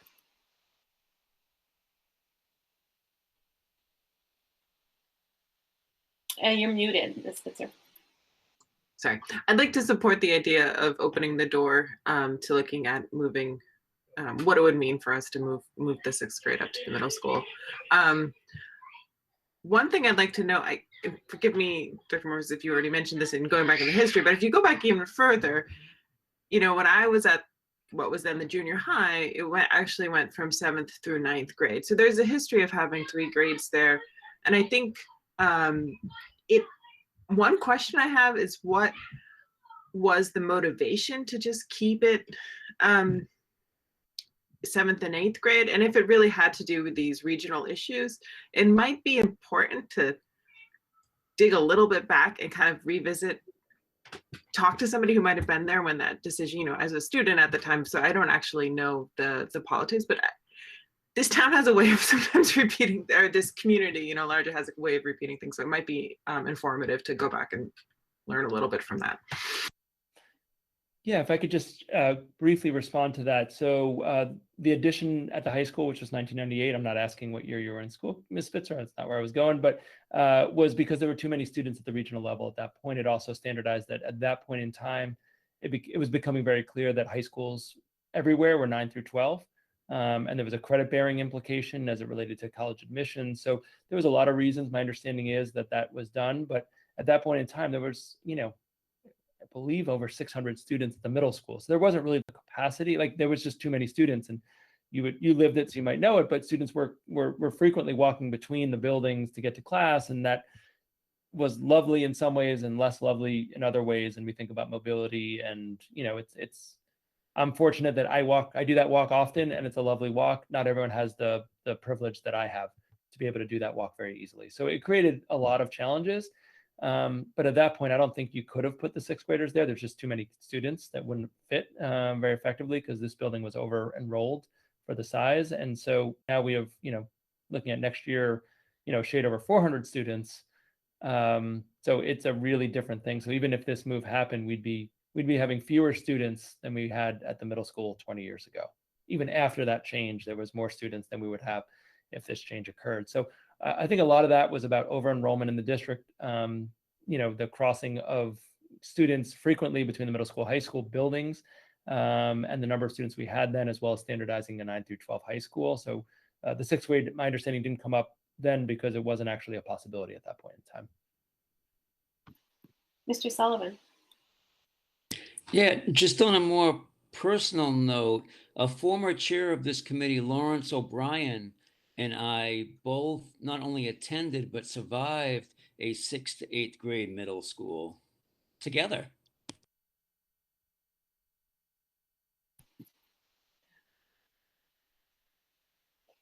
Any other thoughts on this?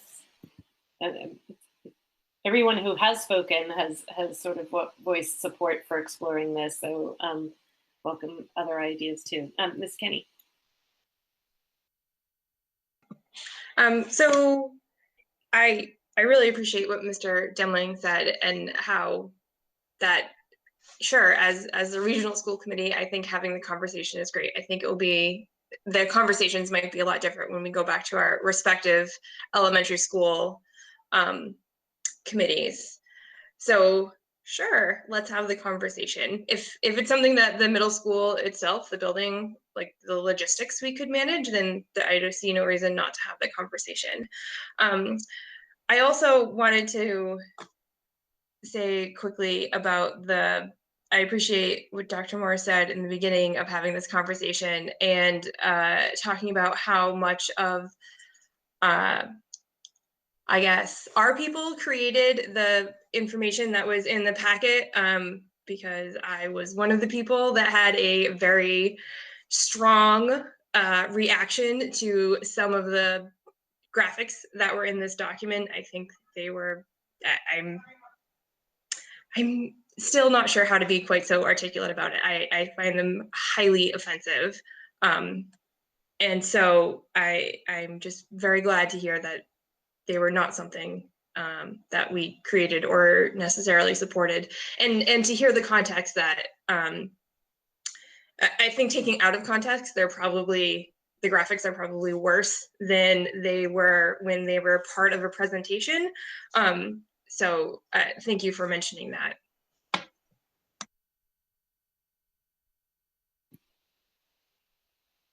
Is there any further thoughts, comments, discussion? Dr. Morris? Oh no, I'll defer till the committee. Ms. Stancer. Yep. My apologies. Oh, you got muted. Sorry, I unmuted it and then muted it again. I would just like to say that I also support opening the door. The facilities report indicated that piece is going to work, and so I see no reason to not move forward and let the elementary groups move forward with the discussion. Okay. Dr. Morris. So if there aren't further comments, what I would intend to do, given the feedback of this committee, is to talk to the chair. And I'm not trying to be funny, but like talk to the chair of the Amherst School Committee and the Pelham School Committee, and add this topic to upcoming agendas in those two districts. And then I will connect with Ms. Superintendent Colquhoun in Union 28. We talk all the time. We had lots to talk about with not many snow days this year that we had to coordinate. One in April, of course, that we were wondering about. But just so she's kept up to date, we had lots of conversations about this throughout the process in 2018 and 2019. Clearly, we've been talking about other things in the last year, but I will give her a call tomorrow so that she's up to date with at least the summary of the conversation, and I'll send her this presentation so she's aware of that. And certainly, for Leverett and Shutesbury reps, you can connect with her obviously offline in whatever way makes sense. But I want to make sure all 4 communities have access to the same information that feels like a door is being opened, and it's up to the elementary committees to see if they want to, how far they want to, explore that, and whether they want to walk through that. They need to get back in touch with the regional committee. But I just want, in terms of communication, I can do the communicating on the Amherst and Pelham side, and I'll go through Superintendent Culkeen on the Leverett and Shutesbury side. Mr. Stammel. So seeing that I assume the door is ajar, is it premature for us in Leverett to put this on as an agenda item to just kind of start exploring it, or is it best, you think, to wait till the fall? Could I offer a thought? I feel very confident that the Amherst and Pelham reps will put this on agenda this spring, likely actually this month, with the organization of meetings. At least I'm pretty confident in Amherst anyway, and I believe in Pelham it'll come up, because those 2 committees, they have members who have been asking about this quite a bit. So my recommendation, just so that it's not awkward with timing, is if it can get on agenda this spring, not to make a decision, but at least to pursue it, that would make sense. And again, Superintendent Culkeen and I are close colleagues, so I'll chat with her if there's ever a role for me to play in Leverett or Shutesbury. I won't pretend to represent those districts in any way, shape, or form. If there's a role for me to play, I'm always happy to come. Again, I feel very comfortable sharing that with Superintendent Culkeen as a close colleague of mine. Great, thanks. Ms. Dancer, did you have another comment, or is that okay? Great. That sounds like good next steps. So, seeing no more comments, we'll move on to our next item, which is fall 2021 discussion. Yep, Morris? Yeah, sorry for the Amherst folks. You heard me say pretty much the same thing last week at the Amherst meeting that I'm going to say this week at the regional meeting. It's a pretty brief topic. So the short story is we did not apply for to become a remote site for the fall. To apply to do that, to offer remote learning opportunities, we would have needed to create a school within the regional school district with a principal, its own nurse, and its own staff to attend and support students who chose remote learning. When we looked at that, we didn't have both either fiscal or logistical capacity to pull that off. It's also the case, as referenced earlier by Ms. Spitzer, that the opportunity anyway to be vaccinated for every single adult and child and student in the regional school districts by fall will be there. I know there are students with medical concerns that may not be able to get vaccinated. Assuming there's no mandate, that means that not everyone may be vaccinated, but the capacity for everyone in our regional district to be vaccinated by fall, frankly, by summer, my belief is will be there. So I wouldn't say it's quite returning to normal. That'll depend on the scope of the virus and the span of the virus.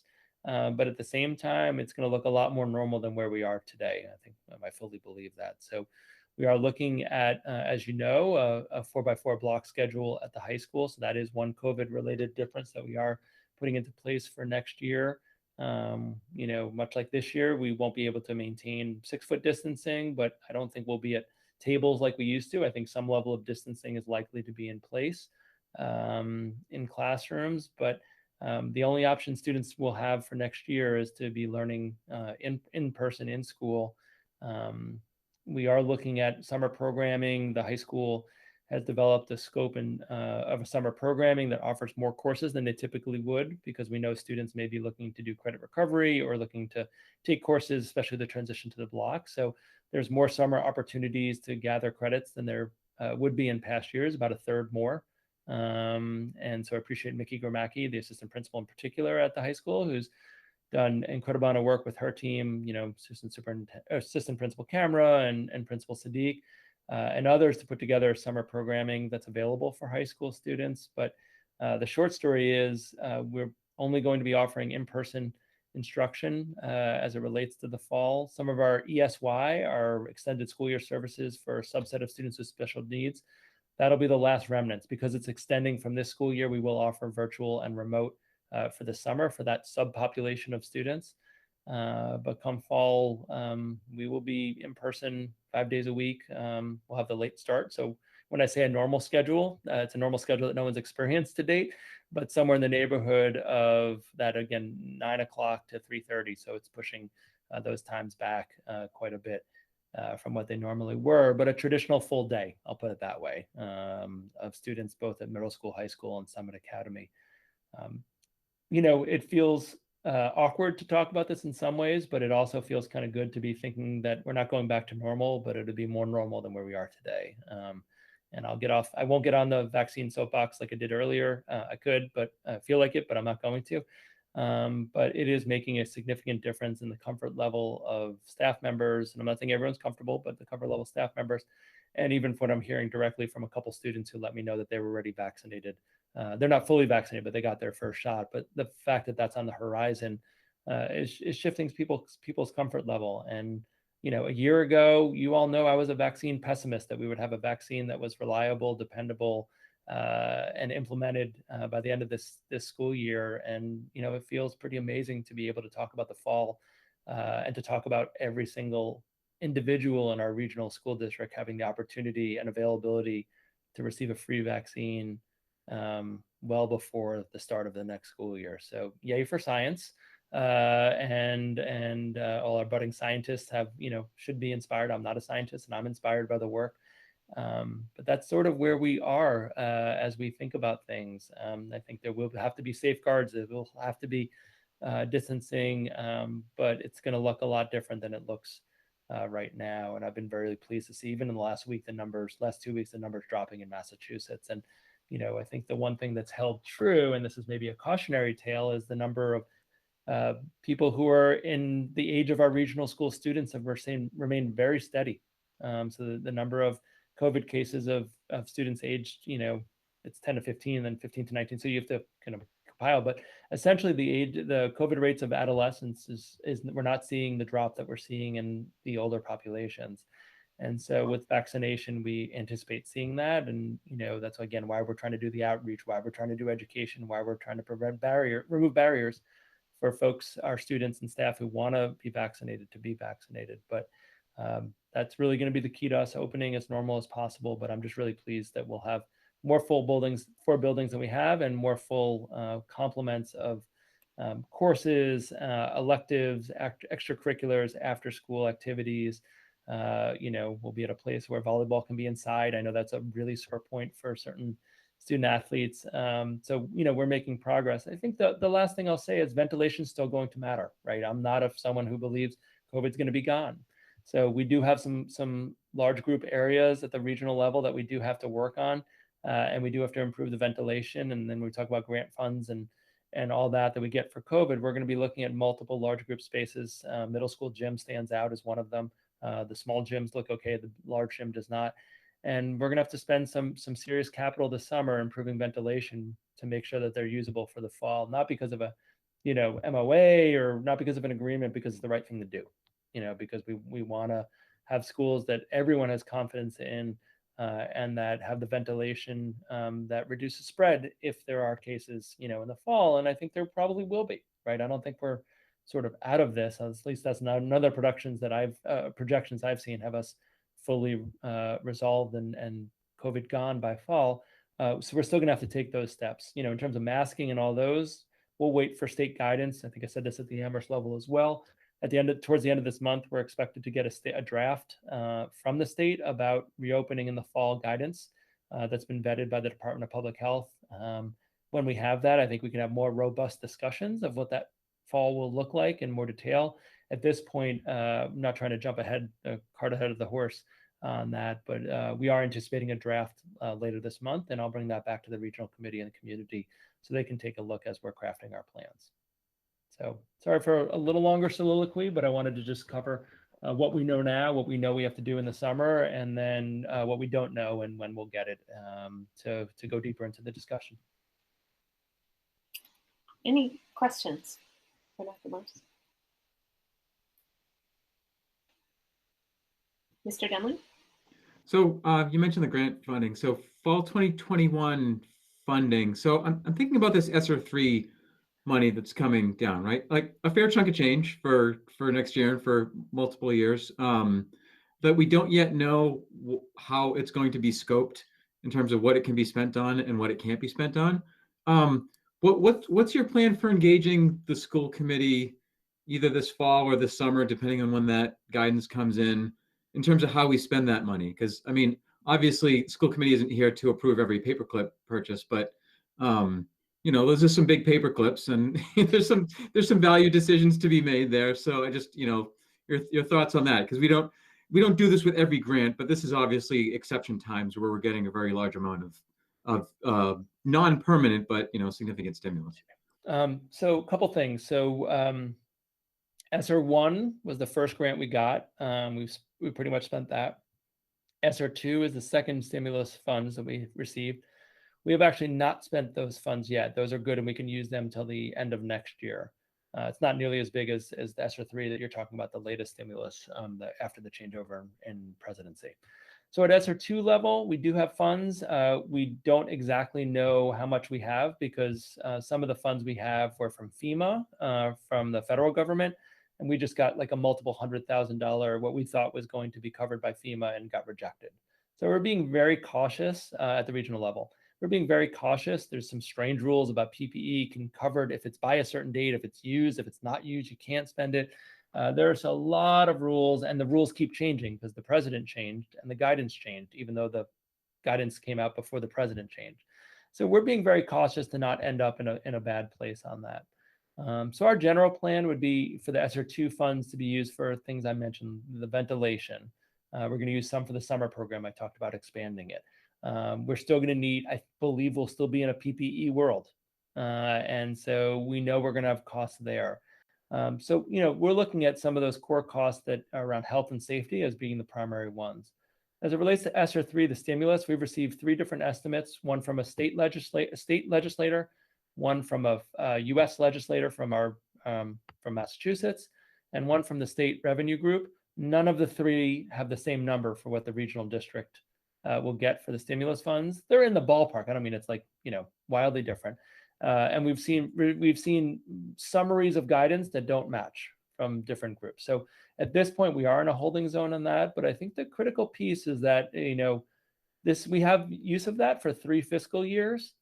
And what we don't want to set up is a cliff that we fall off. And we experienced that with the last stimulus. If you remember, trying to think if Steve was on the committee, it's a long-standing member. So, the last stimulus was after the Great Recession in 2008, 2009, 2010. And we used those stimulus dollars, and then they stopped, and then we had to make more budget cuts because we were paying for things with money that wasn't sustainable. And so that's really where it gets tricky as it relates to the funds. I think the last thing I'll say about that is the towns have been extremely generous with the funds that they received because they are allowed to use the municipal funds for school purchases. And something I said at the Amherst Town Council last night is that, at least with that community, there's a commitment from that town manager and that finance director to work with us collaboratively on needs that we have in the regional and the elementary schools. So it's not just the money that comes to the schools, it's also the funds that go to the municipal government. We're very fortunate all 4 communities have worked collaboratively with us, and we hope to maintain those collaborative relationships and support as we move forward. So too early to tell, but on the short frame, it's, academic work, more courses for summer enrichment. We have to use some funds for mental health and well-being. So we know we're going to do that. That's a requirement of the grant that's very clear. And PPE and ventilation, those needs are not going away. We have to, look at some of the spaces we're not using this year because of the ventilation and come up with fixes that won't be inexpensive on those matters. So that's the things we know we're going to do. On the larger level, we're going to have to see how things play out, how much FEMA reimbursements we get, and if that money is already accounted for, because a lot of our purchases we were banking on FEMA reimbursement don't come through. It was multiple hundreds of thousands of dollars that was rejected by FEMA. So that's the FEMA reimbursement is very, very slow, and that also holds up because we don't want to be in a place where that gets rejected and then we've already spent our stimulus funds and then we end up in a bad fiscal place. So I know that's not a satisfying answer. I'm not talking about you, Mr. Demling, but I know other people know, hey, money's coming. Why aren't you freewheeling and spending? And the reason is because we don't actually know how much we've already committed that we need to pay for that won't be reimbursed. So that's where we're sitting on that. And I know that's frustrating because you'd rather have a better, well-articulated plan, but please know it's just as frustrating, if not more, for Dr. Slaughter and myself. you know, and the town, because some of this is the FEMA stuff is with the towns as well. So it's, the guidance keeps on changing, and we thought we would be settled when the president changed. That's not a political comment, just we figured, okay, same president, we can assume same guidance, and that has not been what we've experienced.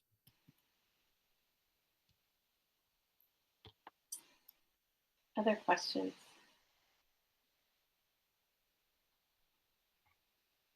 I had one minor question. Sort of thinking, we were just talking about transitions, and just wondering if there's a plan for the rising 7th graders to have access to the you know, get the traditional tour that they in non-pandemic times are able to get. Yeah. So we have the digital tours, which aren't perfect, but they're a whole lot better than looking at pictures, that some of you remember from last year. And we actually got a request from Leverett Elementary about this. You know, where we are with our COVID pieces, you know, we're not really looking to have groups of students necessarily come into the building and mix cohorts and kind of get involved in that. And then we also have a significant percentage of students at the elementary level, 6th grade students, who are remote. So how would we offer them a sort of similar experience? So the short story is we're still working out the details on exactly what we can do, what we want to look like. There's a little bit of pushback we're getting from some of the 6th grade folks that, you know, they're in school, in-person school for such a short amount of time. Do we want to spend the logistical time to get students on buses and come? And could we maybe offer some optional pieces in the summer before the school year, instead of kind of losing out on this critical mass that now MCAS is starting to take some time? And, you know, developmentally, you know, do we want to sort of soak in all the in-person minutes left in an elementary school that they can get in? So, you know, we're having active conversations, and that's something I can come back. We certainly will have it sorted in 2 weeks. So that's something I can bring back to the group. But it is a question that's coming from all the elementary levels, and there's some really mixed feelings about it for the reasons I mentioned.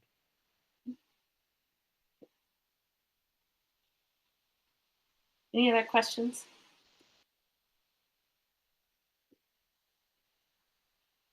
Amen. Okay. Good. Well, thank you for that detailed update. Next up is our superintendent evaluation process, and timeline, I think, is part of that. So I'll turn that over to Ms. Spitzer, who has been the chair, I think, or co-chair of the evaluation subcommittee.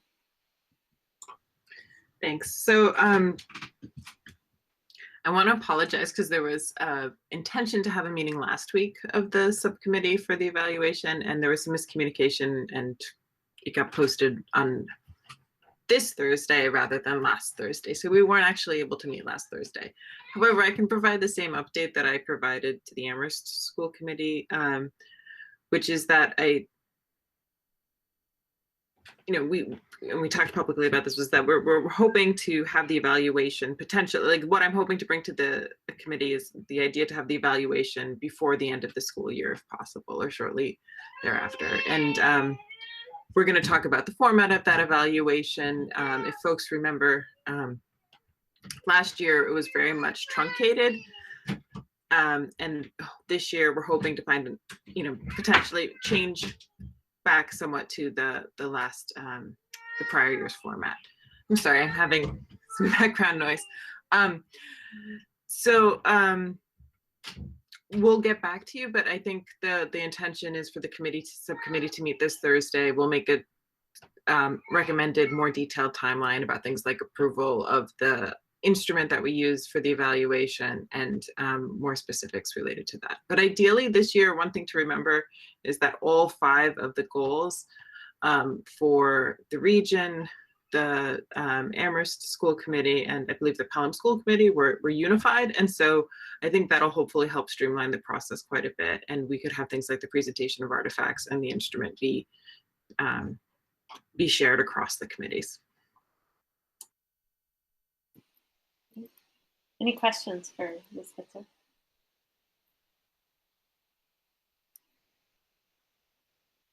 Not seeing any.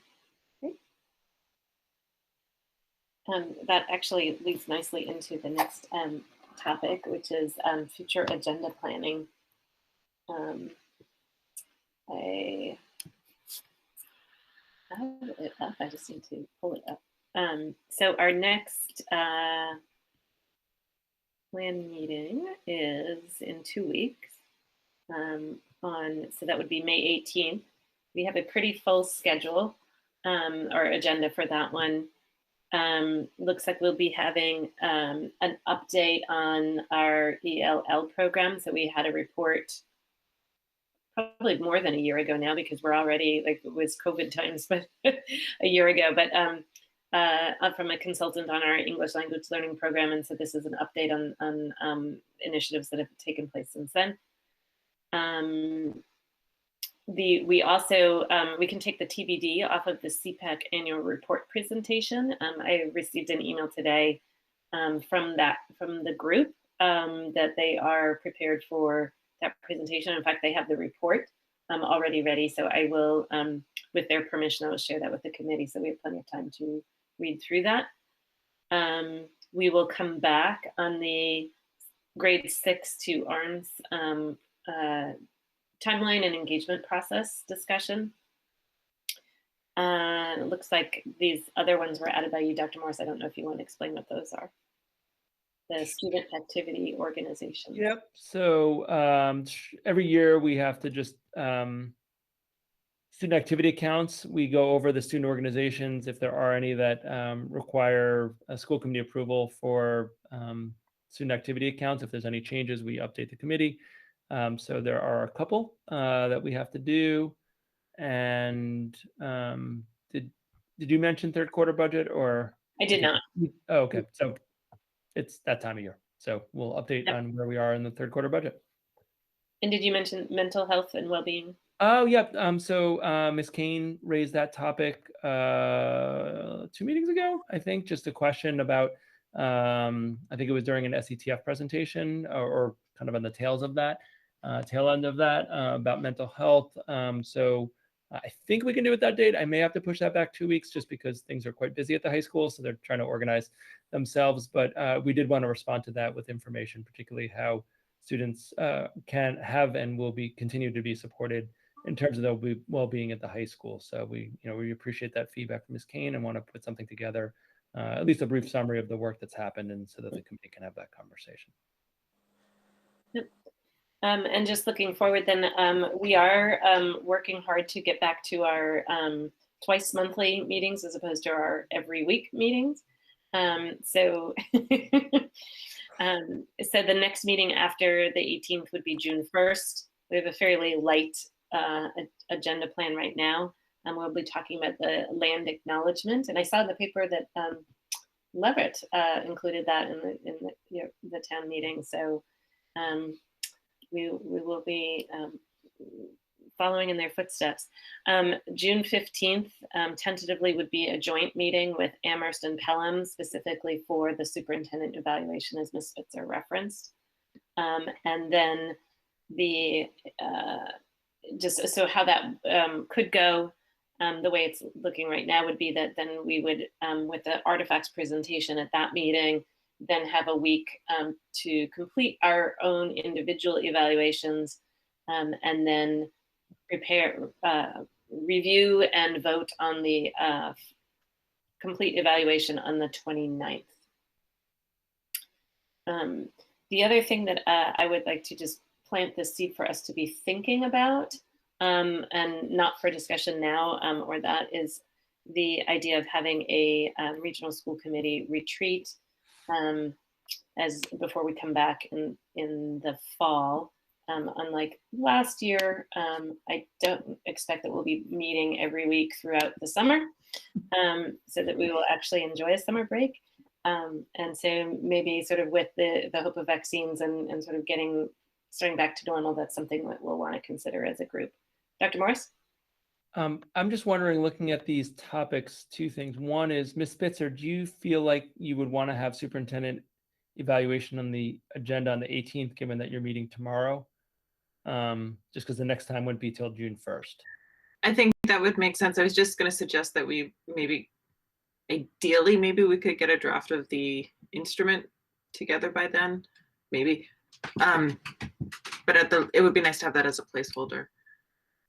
And if we did that, if I could make a second comment with Ms. Kane, if it was okay with her, if we push the topic that she raised to the June 1st, because otherwise that meeting looks so long that the last topic will get short shrift no matter what it is. Ms. Kane, and Ms. McDonald, I don't know if that's okay with you to push that to June 1st. That's fine with me. Okay, great. I will make that change. Thank you. I appreciate your flexibility on that. Mr. Stammel? Just do all meetings start at 6:30? Yes. Thank you. Great. Great. Next up, we have warrant report. Ms. Spitzer approves the warrants for the regional school committees. So do you have any to report tonight? I have 7, so I want to apologize for adding up to the.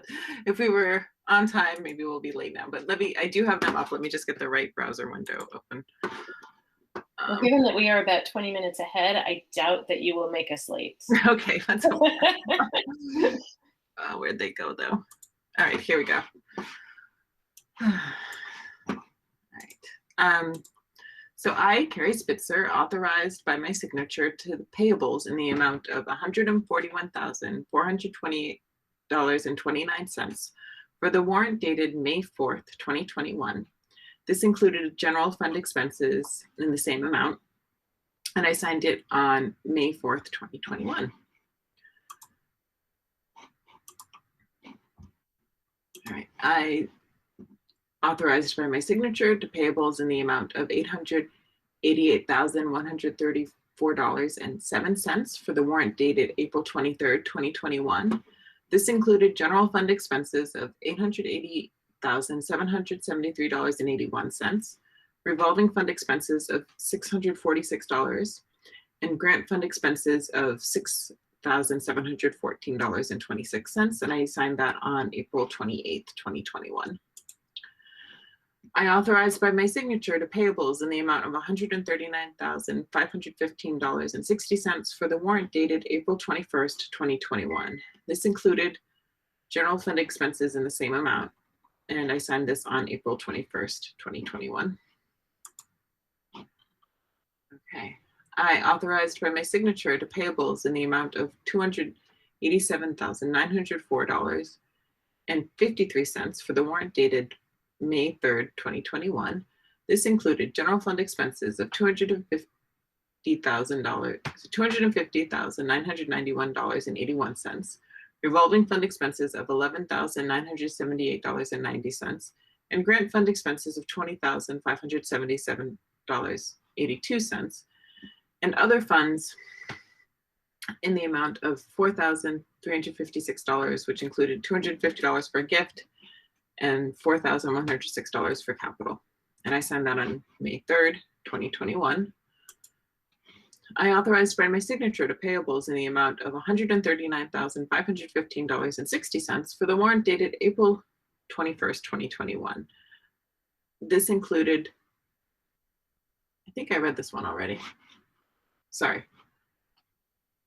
I'm concerned I'm missing one. Okay, I did read that one already. It's the same one. So apologies. I authorized by my signature to payables in the amount of $4,795 for the warrant dated April 9th, 2021.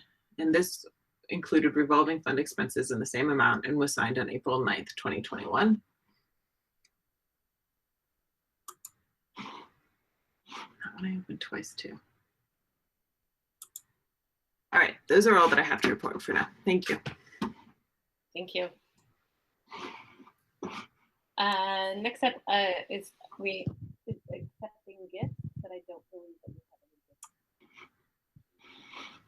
any gifts. Confirming no. So at this point, I will move that we enter into executive session to discuss strategy with respect to collective bargaining or litigation of APEA if an open meeting may have a detrimental effect on the bargaining or litigation position of the public body, and the chair so declares, and I do declare, with no intention of returning to open session. Is there a second? Oh, Mr. Stammel? I'll need a link, I believe, for executive session. We will remain in this room and Oh. stop the live stream. So, Okay, sorry, thanks. yeah. Is there a second? Second. Moved by McDonald, seconded by Spitzer, and this is a roll call vote. Mr. Demling, Demling, aye? Mr. Harrington, Harrington, aye. Ms. Kenny,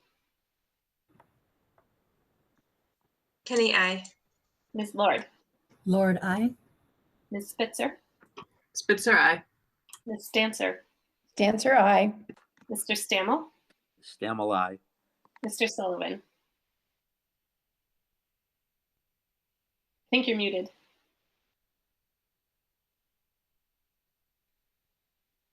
I'm learning to read your lips, Mr. Sullivan. You said Sullivan, aye, and McDonald, aye.